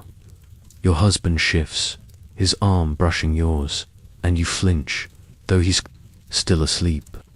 His small mercy, earlier not pushing for intimacy, makes you wonder if he feels the villager's eyes too. He's the miller's son, after all, expected to uphold his family's name while you uphold the home. You imagine the men at the feast, slapping his back, their toasts about heirs for the mill. He's as much their puppet as you are. Joke number 2. If the village is a stage, you're both playing parts with no rehearsal. You think about the church's vows, the dowry's weight, and realize the community's scrutiny is the thread. Tying it all together, the mattress creaks as you roll onto your side, facing the wall's rough planks. You're already dreading tomorrow, when you'll step out of this house and face the village's questions, subtle or not, about how the night went. Will they check the sheets, like in those awful stories? Will your mother-in-law smirk or scowl? The thought makes you want to stay in this bed forever, uncomfortable as it is. Joke number 3. If scrutiny's a sport, the village deserves a crown for nosiness. For now, you lie still, the straw poking your back, and try to brace for the morning when the community's watchful eyes will sharpen, ready to judge your first steps as a wife. You're still on the straw mattress, the bedchamber's cold seeping into your bones. The scratchy blanket, remember that threadbare prickly thing, barely a shield against the chill. Your husband's snores are faint now, his arms still sprawled across the blanket, and the quiet of the night feels like a fragile truce. The village's watchful eyes, those gossips from the feast, the well, the bedding ceremony loom in your mind. Their scrutiny a constant hum you can't escape. But now, as dawn creeps closer, you're waking to a new reality, the morning after. You haven't slept, your eyes gritty, and you're already dreading the moment you'll step outside this room and face the village's questions, smirks, and not-so-subtle prods about what happened or didn't in this bed in medieval Europe. The morning after a wedding was a public affair, especially for peasants like you, whose marriage sealed alliances like that dowry meadow. By the 14th century, villagers often gathered to inspect the couple, sometimes even the bedsheets, to confirm the marriage was complete and the bride pure. A quirky tidbit in some communities. A bride was expected to serve breakfast to her in-laws as her first wifely act, a test of her domestic skills under their hawk-like gaze. You're hoping your mother-in-law's too hungover to demand pancakes, but her hovering last night suggests otherwise. Historians still argue whether these breakfasts were a ritual of welcome or just another way to judge the bride. But you're bracing for the worst. You shift, the straw crunching, and stare at the ceiling's unseen beams. The bedchambers, dark, but a faint grey light seeps through the shutters, signaling morning's approach. You think back to the bedding ceremony, those bawdy chants about heirs, and realize the villagers not done with you. They'll be waiting outside the miller's house, at the well, in the market for any sign of success or scandal. Did you do your duty? Is the miller's son pleased? You can already hear the whispers. She looked pale, or no. Smile, poor thing. Joke number 1. If gossip's a harvest, the village is reaping a bumper crop today. Your husband stirs, his snores faltering, and you glance at his shadowed form. His mercy last night not pushing for intimacy was a relief, but it's also a secret you're both carrying.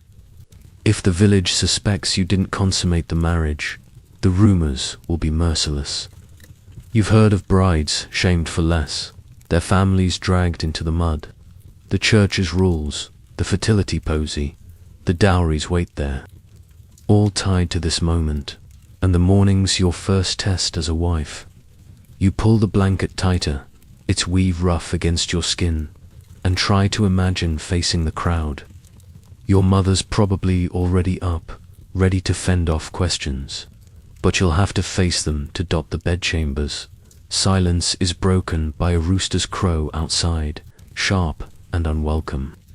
You think about your mother-in-law, her eagle eyes during the bedding ceremony, and wonder if she'll be at the door soon, demanding proof of something. You've heard horror stories sheets paraded through the village. Cheers for bloodstains and pray your village isn't that barbaric. But even without sheets, the women will watch your face, your walk, for clues.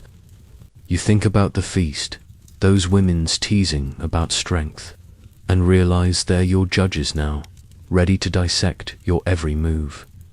Joke number 2. If scrutiny's a game, you're the village's favorite pawn. Your husband rolls onto his side, his eyes half open, and mutters, "Morning already." You nod, your throat tight, and he rubs his face, flour still smudged on his jaw. He doesn't say more, but his silence feels less hostile now, like you're both bracing for the same storm. You're supposed to step out as a united couple, but you feel like strangers thrown into a play with no lines. The church says you're one flesh now, but the village wants proof, and you're not sure how to fake it. Joke number 3. If marriage is a performance, you're both forgetting your cues. For now, you lie still, the straw poking your back, and steel yourself for the morning's scrutiny, knowing the village's eyes are already sharpening. You're still on the straw mattress, the bedchambers chill, clinging to you, despite the scratchy blanket. Remember that worn, coarse thing.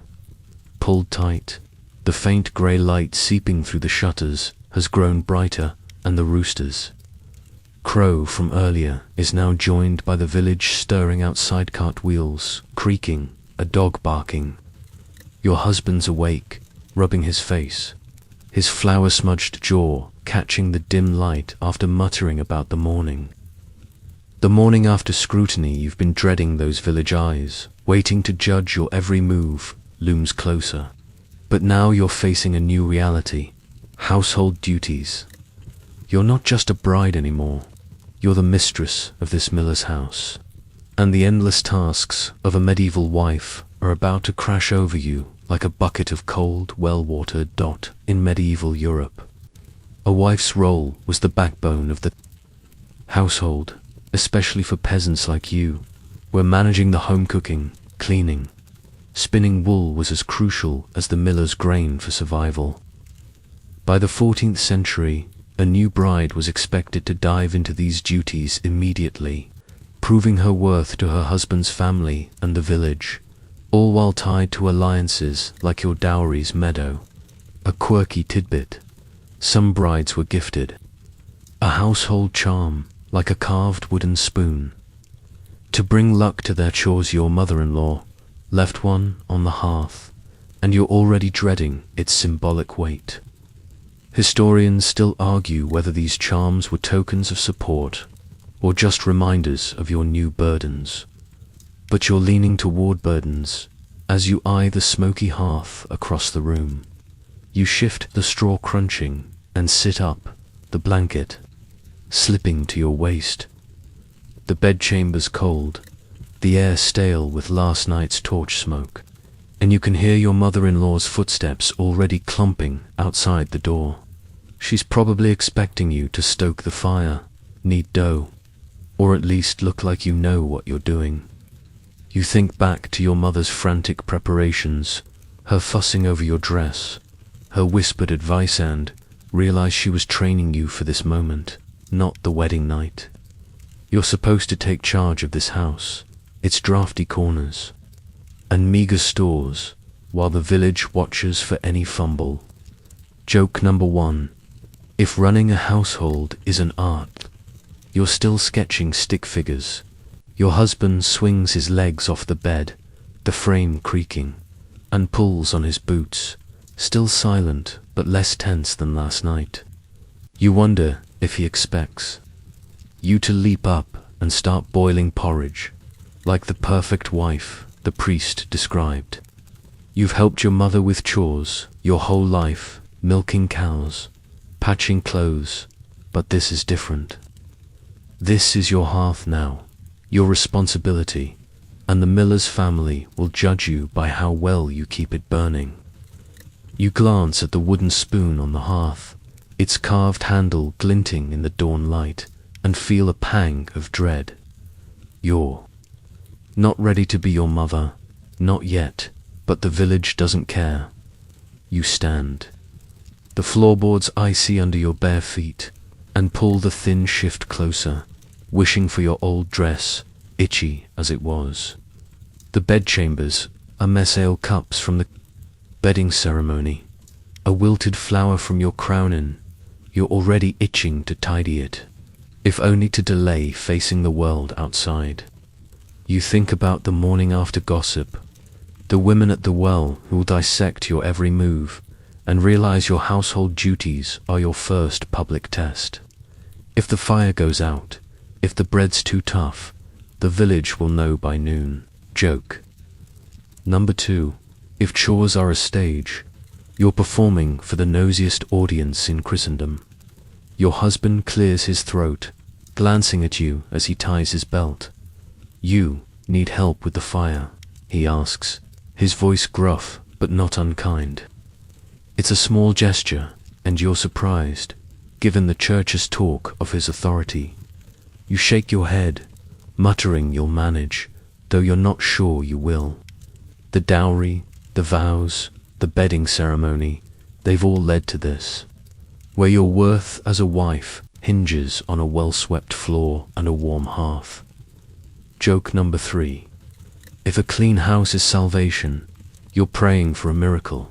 For now, you step toward the hearth, the wooden spoon looming like a scepter, and brace for the day's work, knowing the villagers' eyes are already waiting. You're standing by the hearth in the miller's bedchamber, the cold floorboards biting your bare feet, the thin shift, remember that flimsy thing, no match for the morning chill. The straw mattress behind you, still rumpled from the night, feels like a distant memory as you face the smoky hearth and that carved wooden spoon, your household charm. Your husband's lacing his boots, his offer to help with the fire lingering. But you're already kneeling, fumbling with flint and kindling, determined to prove you can handle this. The villagers' scrutiny, those gossips waiting to judge. Your first day as a wife looms, but now a darker fear creeps in. Pregnancy. The church's push for heirs, the fertility posy, the bedding ceremony's chants, they've all pointed to this. And the thought of childbirth's deadly risks makes your hands tremble as you strike the flint dot in medieval Europe. Pregnancy was both a blessing and a peril, especially for peasant women like you, whose value was tied to producing heirs to work land like that dowry meadow. By the 14th century, childbirth was a leading cause of death, with estimates suggesting up to 1 in 5 women didn't survive it, often due to infection or hemorrhage. A quirky tidbit, some midwives used birthing charms, like tying a saint's relic to the mother's thigh to ease labor. Though you're skeptical anything could ease that pain after seeing your neighbor's ordeal. Historians still argue whether these charms offered comfort or just false hope. But as you coax a spark into the kindling, you're praying for anything to keep that fate at bay. The fire catches, a weak flame licking the twigs, and you sit back. On your heels, the smoky warmth, a small victory. You think back to the bedding ceremony, those women's jokes about fruitful nights, and realize they weren't just teasing, they were warning you. Pregnancy isn't just expected, it's demanded by the church, the village, even your new in-laws. You've seen the aftermath, your cousin, pale and shaking after a stillbirth, or the neighbor who never woke up. The fear's like a knot in your gut, tighter than the iron ring on your finger. Joke number 1. If heirs are a gift, you'd rather get a basket of apples. Your husband stands, stretching, and glances at you by the hearth. Fire's going, he says, almost a compliment, and you nod, too preoccupied to reply. He's part of this tooth of pressure to produce a son for the mill, but the danger's yours alone. You think about last night, his mercy in not pushing for intimacy, and wonder if he knows the risks you'll face. The church calls childbirth your duty, but it feels like a gamble with your life. You add a log to the fire, the smoke stinging your eyes, and try to push away the image of blood-soaked straw. A scene you've witnessed too often in this village. The bedchamber's brighter now, dawn's light spilling through the shutters, and you hear your mother-in-law's voice outside, calling for someone to fetch water. She'll be in soon, expecting you to start the day's chores, bread, laundry, maybe even that breakfast ritual to prove your worth. But pregnancy's shadow hangs heavier than any chore. You think about the fertility posy, the red ribbon, all the village's charms, and wonder if they're meant to protect you or just ensure you deliver. Joke number 2. If charms prevent danger, you'll need a sackful for what's coming. You stand, brushing ash from your hands, and feel the weight of the future child. A family, a life you're not sure you'll survive. Your husband steps toward the door, muttering about checking the mill, and you're left alone with the crackling fire. The village outside is waking children shouting, a cart rumbling, and you know they're already whispering about you, the new bride, wondering if you're with child yet. The church's vows, the dowry's stakes, the village's eyes there, all pushing you toward motherhood, but the fear of what it costs is yours alone. Joke number 3. If pregnancy's a race, you're not sure you want to run. For now, you turn back to the hearth, the wooden spoon gleaming like a silent judge, and brace for the day, knowing the spectre of childbirth will follow you out the door. You're standing by the hearth, the weak fire you coaxed to life, remember that smoky victory, casting a faint warmth across the bedchamber's cold floorboards. The straw mattress behind you is a tangled mess, the scratchy blanket still crumpled from your sleepless night. The thin shift clings to your skin, no defense against the morning chill, and the carved wooden spoon on the hearth looms like a silent reminder of your new duties. Your husband's gone, muttering about the mill, leaving you alone with the crackle of the fire and the weight of pregnancy fears, those childbirth risks still knotting your stomach. But now, as you hear your mother-in-law's footsteps clomping closer, you're facing another reality, your husband's authority. The church says he's the head of this house, and you're supposed to bend to his will, whether he's kind or cruel. In medieval Europe, a husband's authority was absolute, especially in peasant households like this one, where the man's word, backed by church and custom, governed everything from land to labor, including that dowry meadow. By the 14th century, the church's teachings on marriage placed men as the head and women as the heart, a poetic way of saying you're expected to obey without question. A quirky tidbit, some husbands gave their wives a rule, token like a small staff, to symbolize their shared governance. Though it was mostly a polite fiction, your mother-in-law's glare suggests no such tokens coming your way. Historians still argue whether these tokens hinted at partnership or just dressed up male dominance. But as you poke the fire, you're bracing for the latter. The door creaks open, and your mother-in-law stomps in, her apron already dusted with flour. Fire's weak, she snaps, eyeing your handiwork, and you bite back a retort, knowing she's testing you. You think back to the bedding ceremony, her hawk-like stare, and realize she's not just judging your chores, she's judging how well you'll submit to her son. Your husband's authority isn't just his, it's hers, too, until you prove yourself. You add a log to the fire, the sparks flaring, and feel the weight of his roles settle over you. He's the miller's son, the man who'll decide when you eat, sleep, or speak, and you barely know him. Joke number 1. If he's the head, you're hoping for a very quiet reign. You glance at the bedchamber's dim corners, the ale cups from last night still scattered, and wonder what kind of husband he'll be.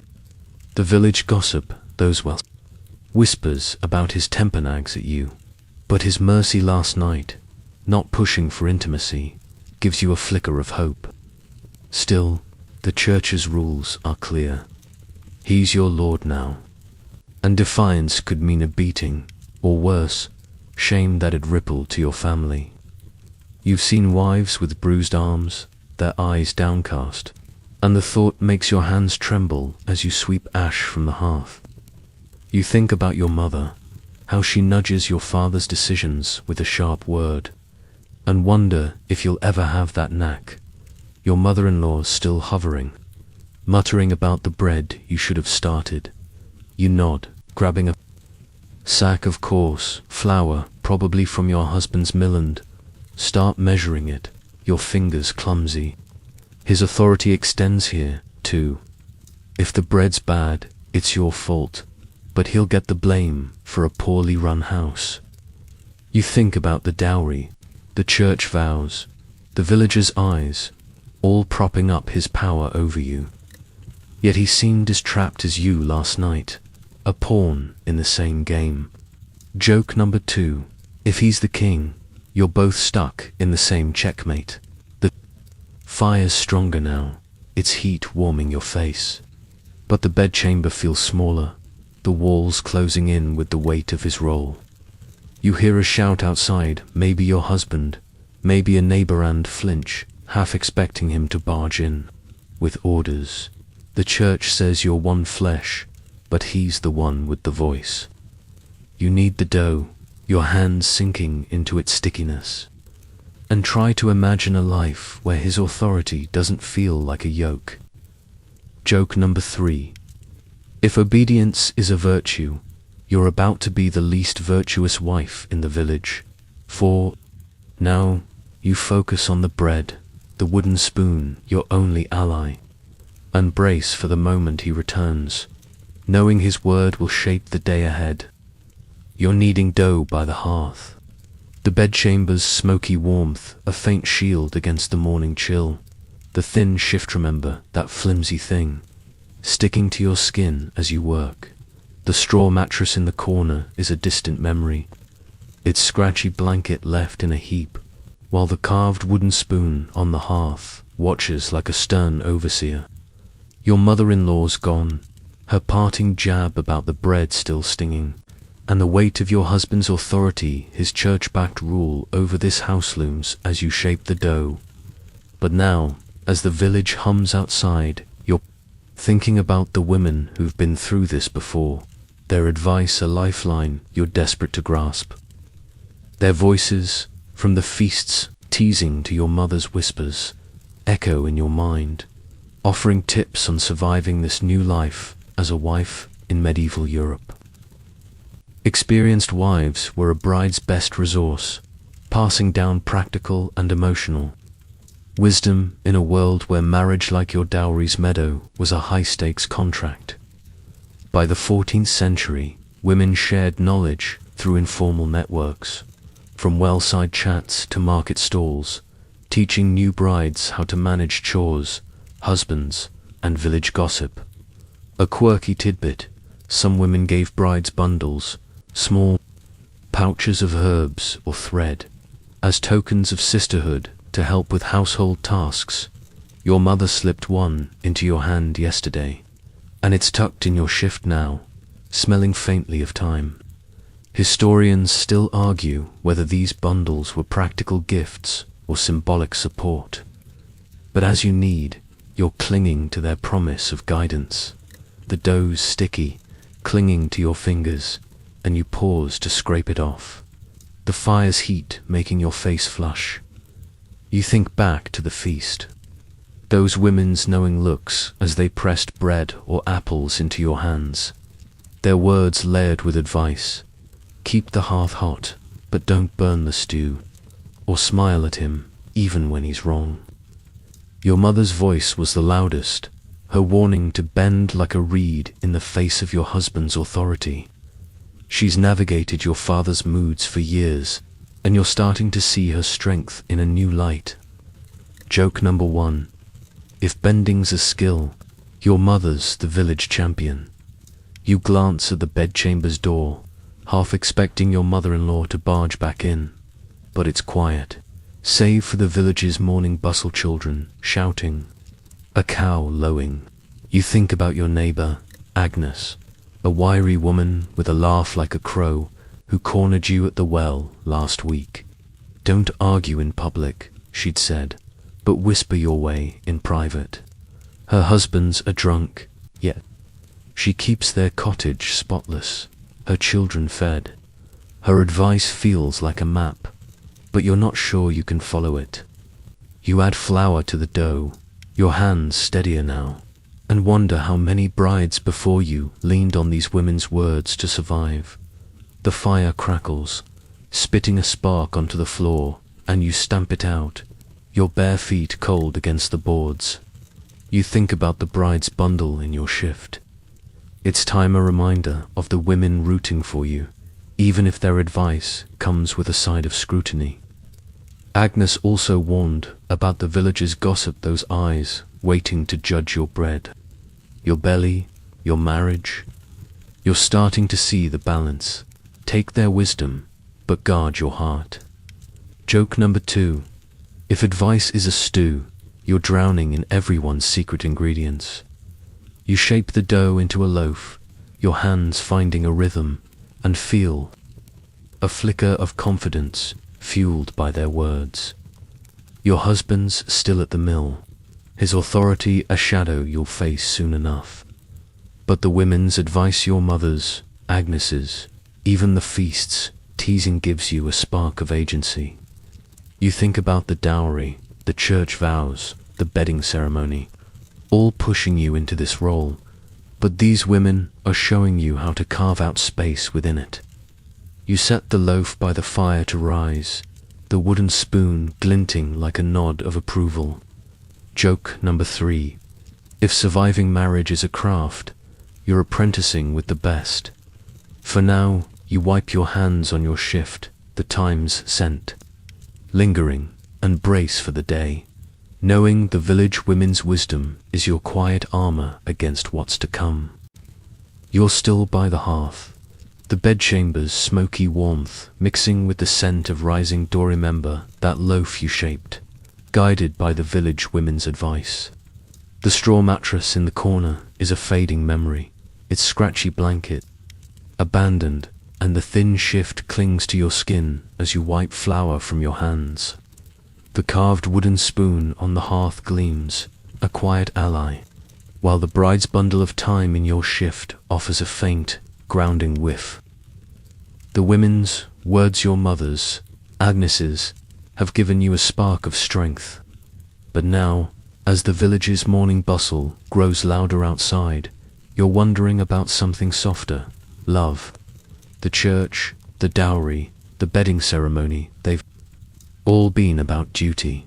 But could affection, maybe even a slow spark, grow with this flower-dusted stranger you call husband? In medieval Europe, love in marriage was often an afterthought, especially for peasants like you, whose unions like that dowry meadow were forged for survival, not sentiment. By the 14th century, the church framed marriage as a sacred duty, with love a bonus, not a requirement, though troubadour tales of courtly romance trickled into village gossip, planting dreams of something more. A quirky tidbit: some couples exchanged love tokens, like a braided cord or a polished stone, as private gestures of hope. Your mother mentioned your father gave her one, though you've seen no sign of it in their bickering. Historians still argue whether these tokens were common among peasants or just noble fantasies. But as you poke the fire, you're wondering if love could bloom in this miller's house. The fire crackles, its heat warming your face, and you glance at the bedchamber's door, half expecting your husband to return. You think back to last night, his quiet mercy not pushing for intimacy, his muttered, "This is a lot," and feel a flicker of possibility. He's not the knight of a minstrel song, but there's a gruff honesty in him that's not terrible. You've seen couples in the village, like Agnes and her drunk husband, who seem to share a weary fondness, carved out over years of shared hardship. Could that be you, someday? Joke number 1. If love's a crop you're planting in rocky soil, you turn back to the dough, checking its rise, the yeasty smell grounding you.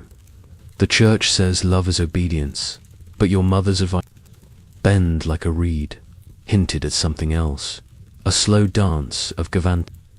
You think about your husband's offer to help with the fire, a small crack in his church-given authority, and wonder if it's a sign.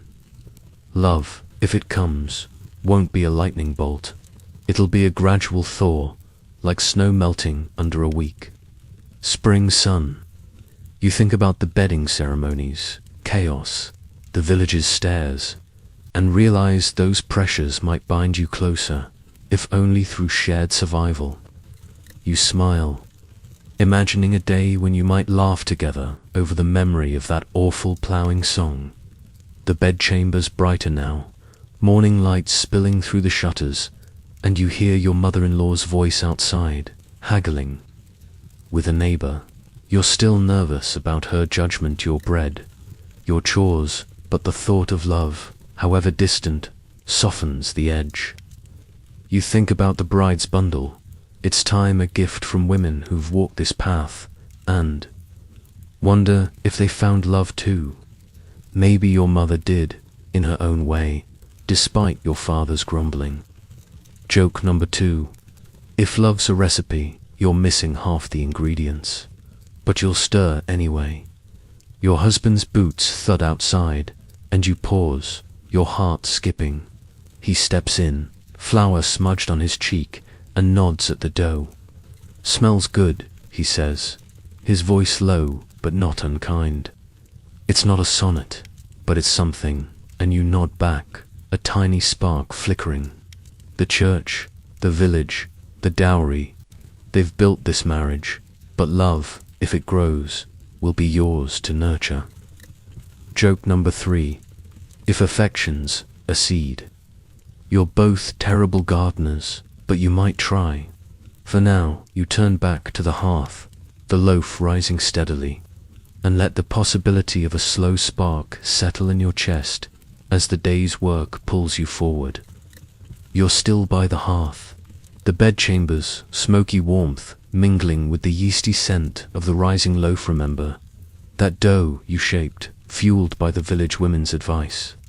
The straw mattress in the corner is a faint echo, it's scratchy, blanket forgotten, and the thin shift clings to your skin as you brush flour from your hands. The carved wooden spoon on the hearth stands sentinel, while the bride's bundle of time in your shift offers a faint, steadying whiff. Your husband's brief visit, his gruff smells good about the bread, left a spark of hope for love's slow growth. But now, as the morning light floods the shutters, you're grappling with a grim truth.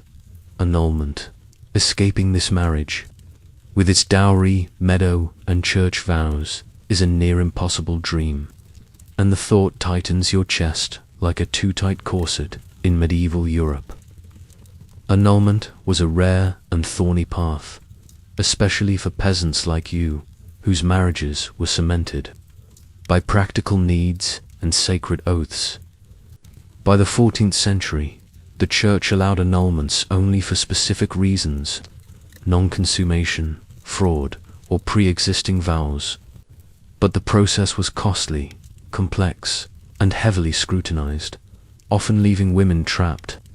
A quirky tidbit: some desperate brides claimed bewitchment to void their marriage, blaming spells for their husband's failure in bed, though priests rarely bought it. Historians still argue whether these claims were genuine beliefs or cunning ploys. But as you poke the fire, you're wondering if any escape, magical or not, could free you from this miller's house. The fire crackles, its heat stinging your knuckles, and you glance at the bedchamber's door, where your husband's boots last thudded. His mercy last night, not pushing for intimacy, saved you from the marriage debt. But it also means the marriage isn't fully sealed, a technicality that could, in theory, open the annulment door. You think back to the bedding ceremony, the village's chants for heirs, and realize non-consummation would be a scandal, shaming your family and his. You'd be the girl who failed, cast back to your parents' cottage, a burden forever. Joke number 1. If annulment's a key, it's locked in a chest you'll never open. You turn to the loaf, its surface taut and ready for the fire's embers, and knead it one last time, your hands sinking into its warmth. The Church's rules are ironclad. Once you said "I do," backed by that dowry and those vows, you're bound for life. You've heard whispers of noble women buying annulments with gold, but for you, a peasant with nothing but a few chickens, it's a fantasy. You think about your mother's advice to bend like a reed, and realize she was preparing you for a life with no exit. Even if your husband's cruel, the village and church will urge you to endure, not escape.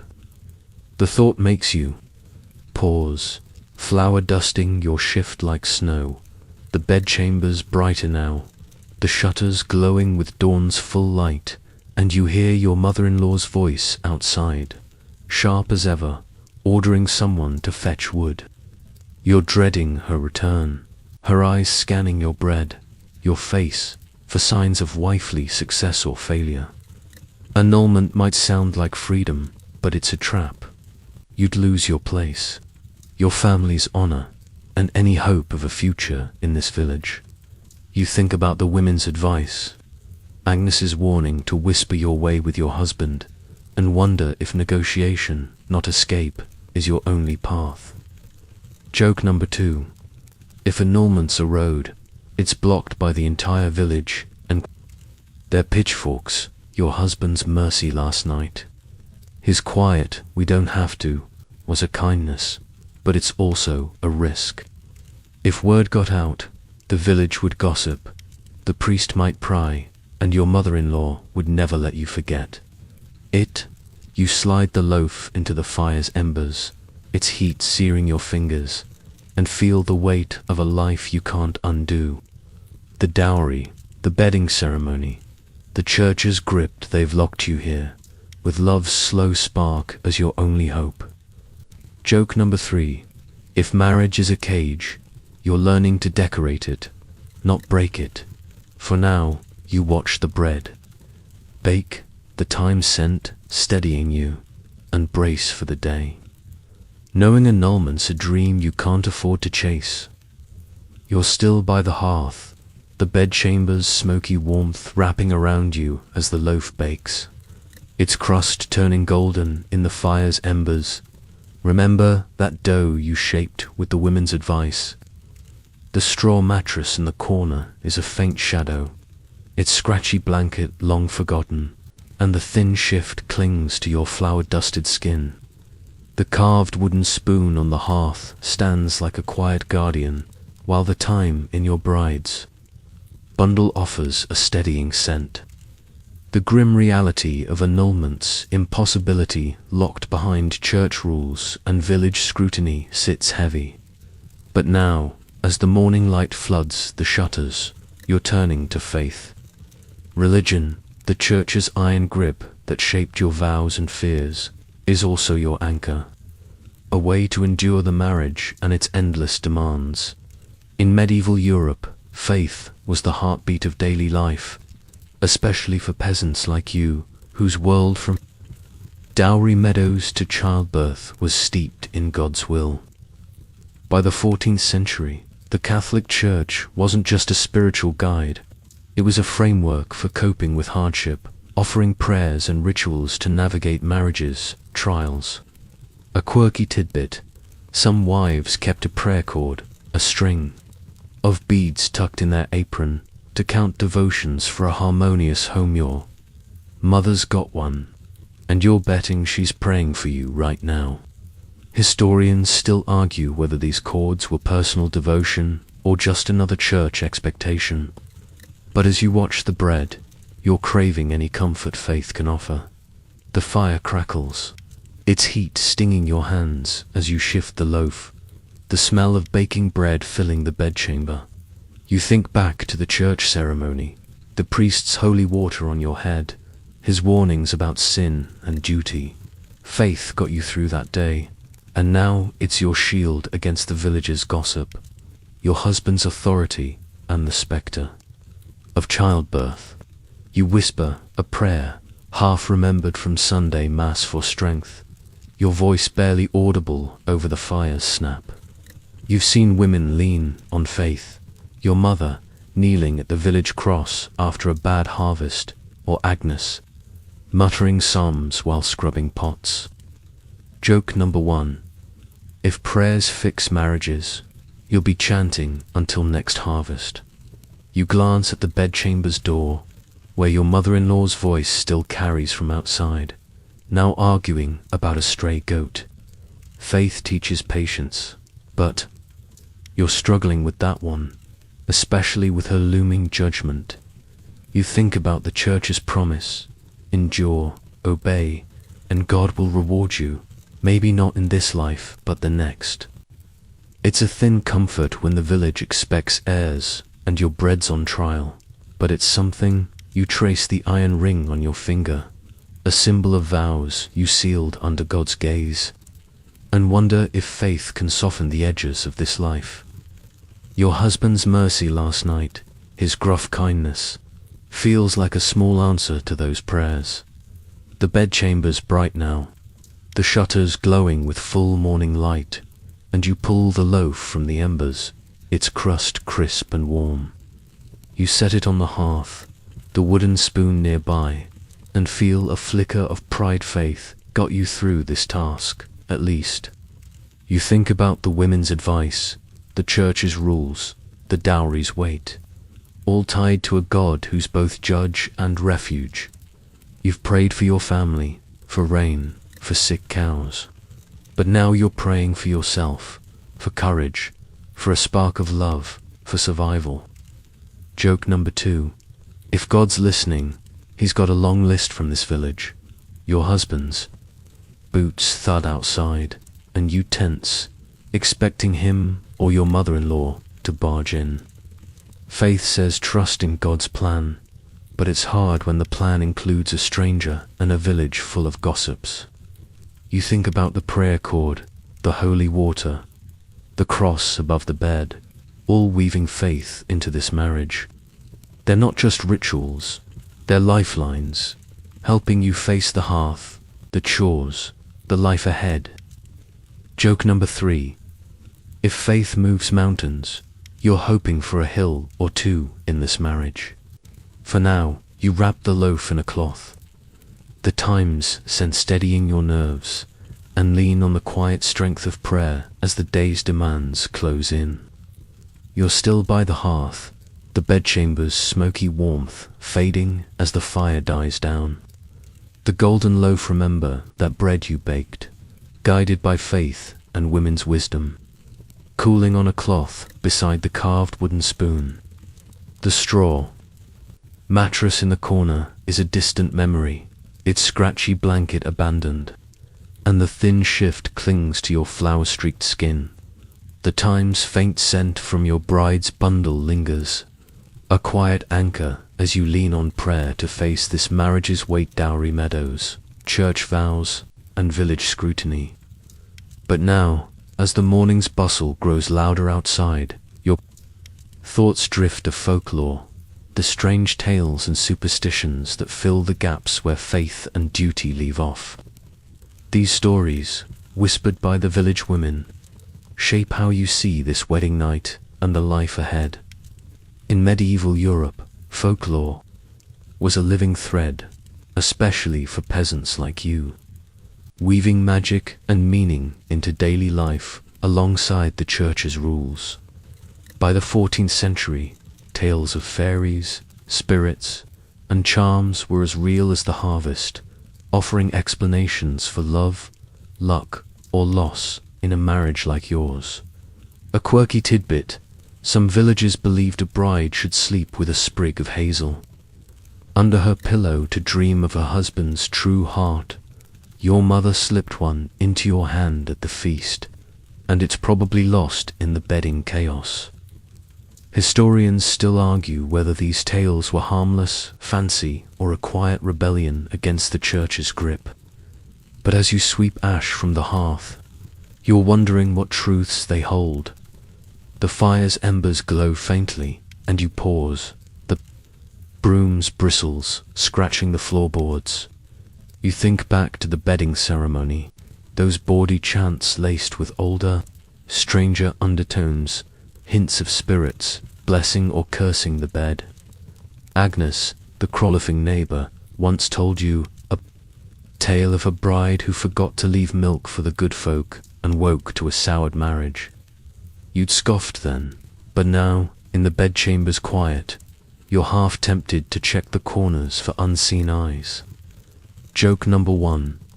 If fairies ruin marriages, they're worse gossips than the village. The stories feel alive, they're magic, a counterpoint to the church's stern prayers. You glance at the bedchamber's door, where your husband's boots last sounded, and wonder if he knows these tales. The men at the mill probably swapped their own stories of bewitched wives or charmed crops. You think about the hazel sprig, the fertility posy, the red ribbon, all blending faith and folklore into this marriage. Your mother's voice echoes, her warning to mind the old ways alongside her prayers, and you realize she's hedged her bets, trusting both God and the unseen. The village women's tales of brides who won love by tying knots in moonlight or lost it by spilling saltfeel. Like a map, if you could just read it. You set the broom aside, the hearth clean, and feel a shiver. Not entirely from the cold. The bedchamber's bright now, morning light streaming through the shutters, and you hear your mother-in-law's sharp voice outside, scolding a child. Folklore says her kind meddling in-laws might be changelings in disguise, and you smirk at the thought. You think about the wedding night, your husband's mercy, and wonder if a tale could explain his kindness or predict his future moods. The church calls love a duty, but folklore whispers it's a spell, fragile and fickle. Joke number 2. If love's a charm, you're hoping for one that doesn't backfire. You touch the time in your shift, its scent grounding you, and feel the pull of stories that promise more than obedience. The loaf's crust crackles as it cools, and you wrap it tighter, the wooden spoon nearby like a nod to the women's tales. You think about the dowry, the vows, the villagers' eyes, all woven with folklore's thread, spirits in the fields, omens in the stars.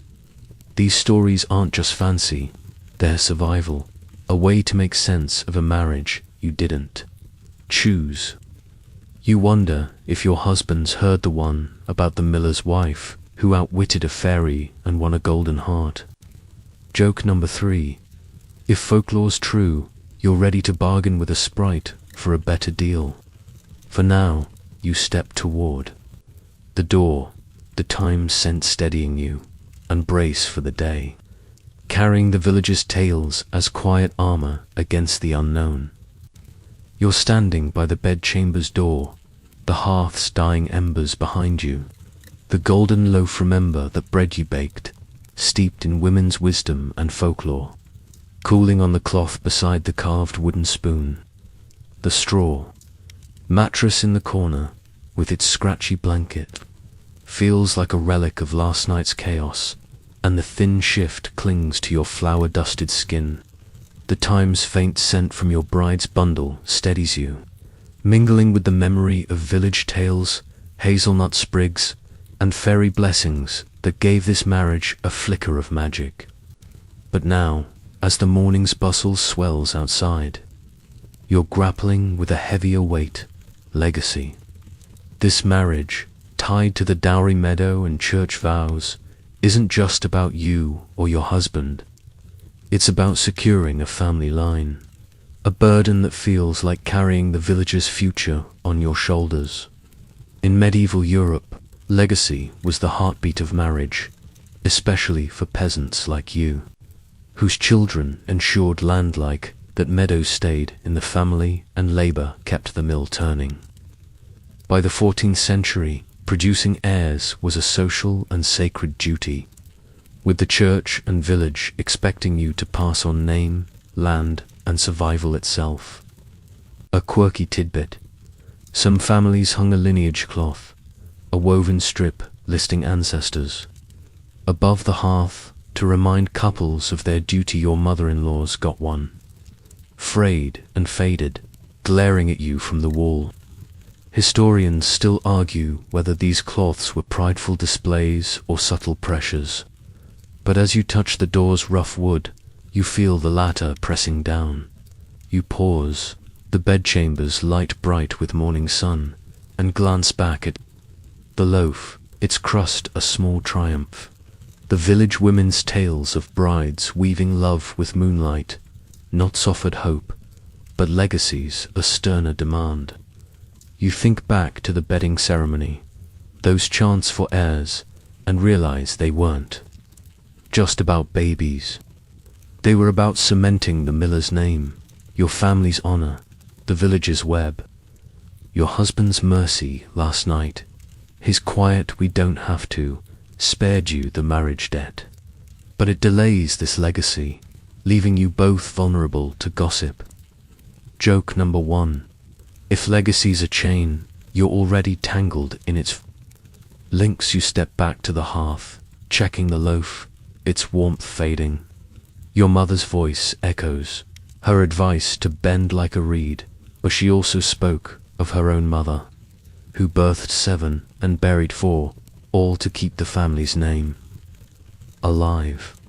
Legacy isn't just children, it's the stories, the land, the mill's grind you're now part of. You think about your husband, his flour-smudged face, and wonder if he feels this weight too. He's the miller's son, expected to pass on the trade, the house, the pride. The church says it's your duty to help him, but the village will blame you if you fail. You touch the time in your shift, its scent a faint shield against the pressure. The bedchamber's door creaks as a breeze slips through, and you hear your mother-in-law outside, her voice sharp over a clucking chicken. The lineage cloth on the wall lists names you don't know, each one a ghost expecting you to deliver. You think about the dowry, the church vows, the folklore's promises, all funneling toward this: a child, a name, a future. The fear of childbirth, its blood and pain still haunts you. But legacy adds another layer, tying your body to the village's history. Joke number 2. If heirs are history, you're writing it with a quill you didn't choose. Your husband's boots crunch outside, and you tense, expecting him to enter, but the sound fades. Maybe he's back at the mill. You think about his small kindnesses, his offer to help with the fire, his nod at your bread, and wonder if legacy could bind you closer, a shared goal in this strange dance. The village women's tales hinted at love's slow spark, but legacies a colder fire burning for those yet unborn.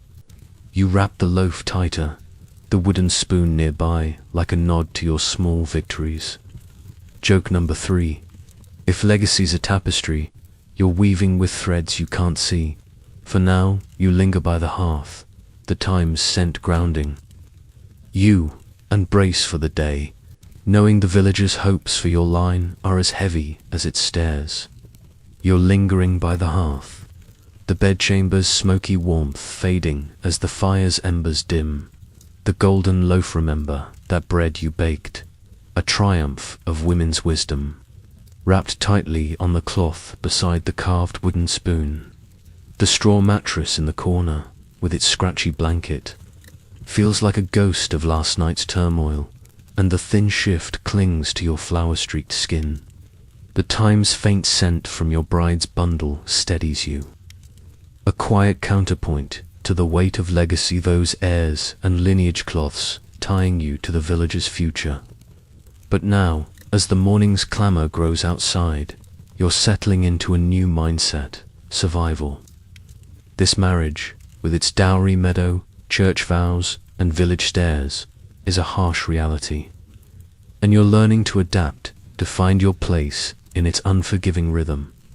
In medieval Europe, survival was the pulse of peasant life, especially for new wives like you, whose role managing the hearth, navigating husbands, enduring childbirth was a daily battle against scarcity and judgment.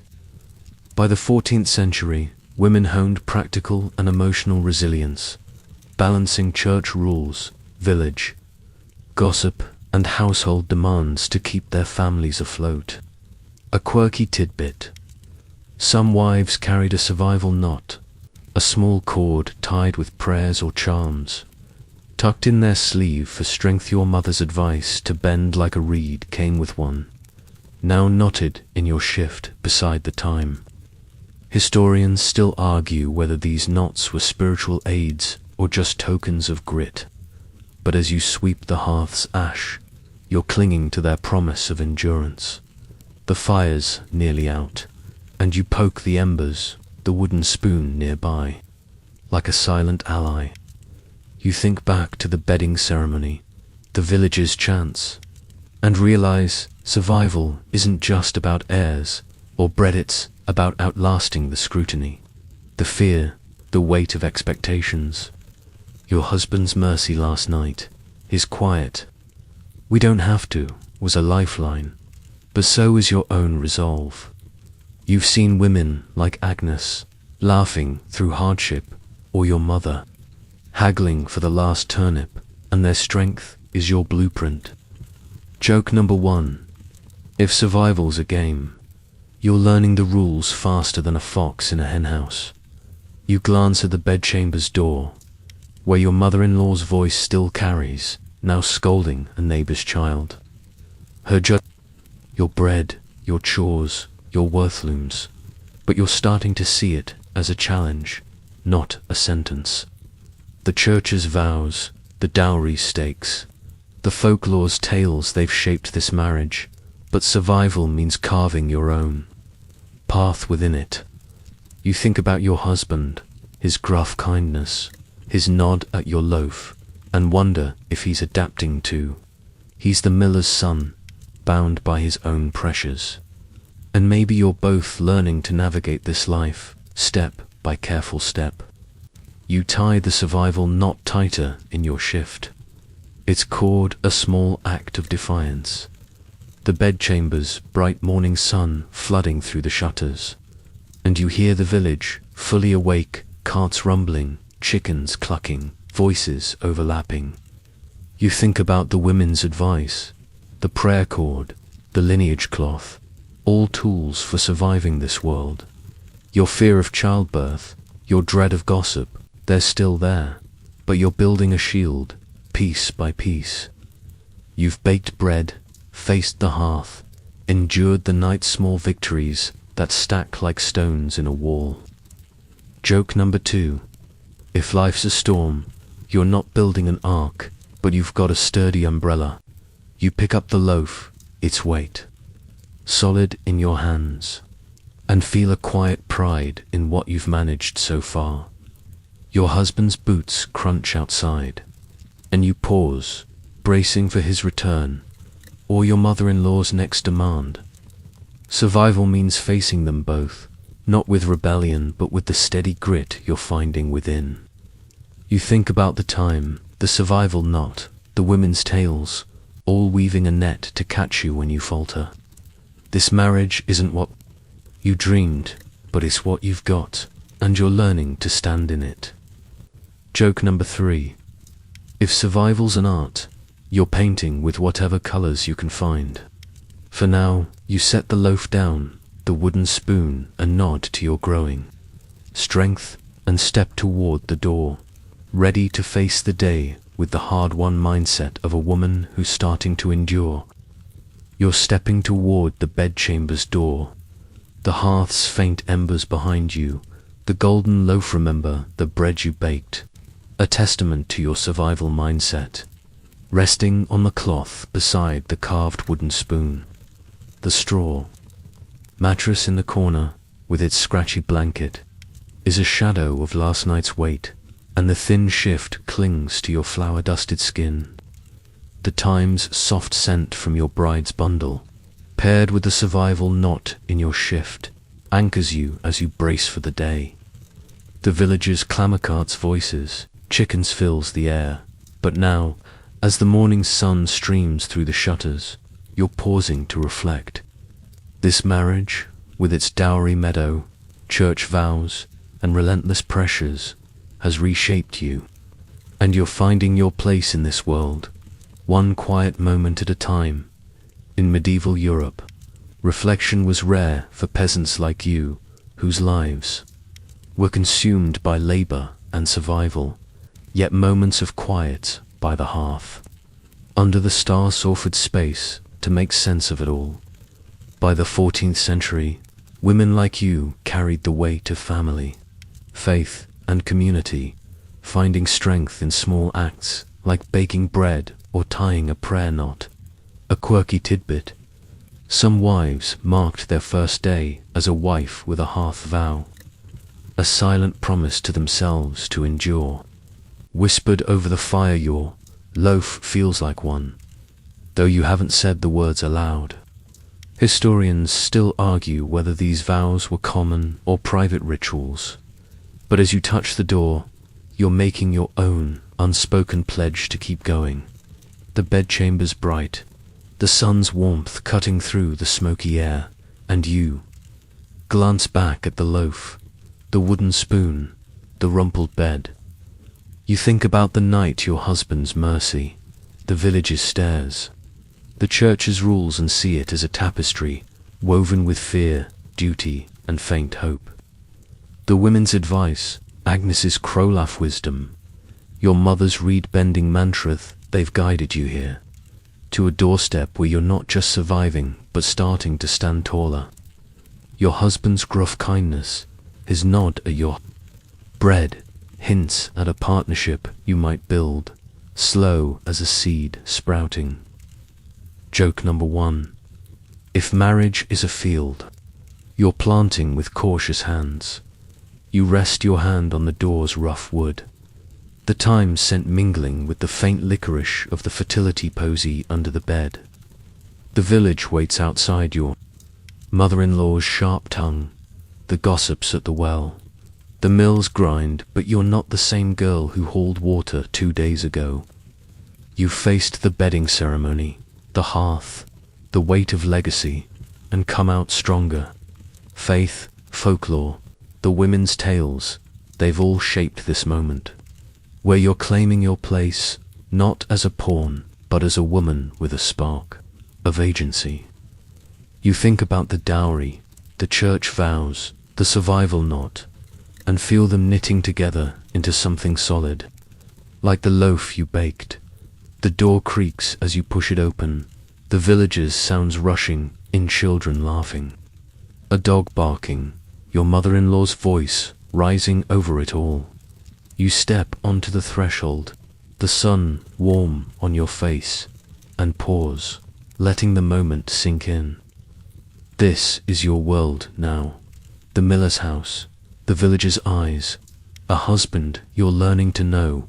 You're not free, not by a long shot, but you're finding ways to bend, to endure, to maybe even thrive. Joke number 2. If life's a loom, you're weaving a pattern nobody else can see. You take a deep breath, the time's scent grounding you, and step outside, ready to face the day with a quiet resolve. Your husband's at the mill, the women are waiting, and the village's rhythm pulls you forward. You think about the hearth, vow, the unspoken promise you made, and carry it like an ember in your chest.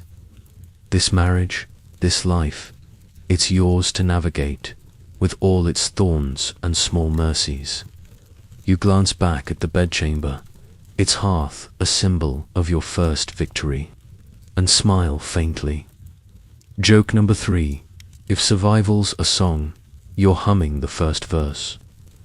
The village stretches before you, alive and unyielding, but you're ready to walk its paths, one step at a time. As the village hum fades, let's slow down, your breath softening like a breeze through the meadow. Picture the sun climbing higher, its golden light spilling over the thatched roofs, warming the dirt paths where children chase stray chickens. You're walking now, your shift brushing your legs, the time's scent lingering like a gentle whisper. The mill's grind hums in the distance, a steady heartbeat, and you feel the world settling around you, its demands easing for just a moment. Your loaf, left on the hearth, is a small promise kept, a sign you're finding your footing in this new life. The villager's eyes are still there, but they're softer now, blurred by the morning's glow, as if giving you space to breathe. Let your shoulders relax, your worries drift like smoke from the dying fire. You're here, in this moment, and it's enough. Close your eyes, let the mill's rhythm carry you, and sink into the quiet, where dreams weave gently with the days. First light. Sleep now, sweet listener, wrapped in the village's hum, safe in its embrace. Asterisk, sweet dreams.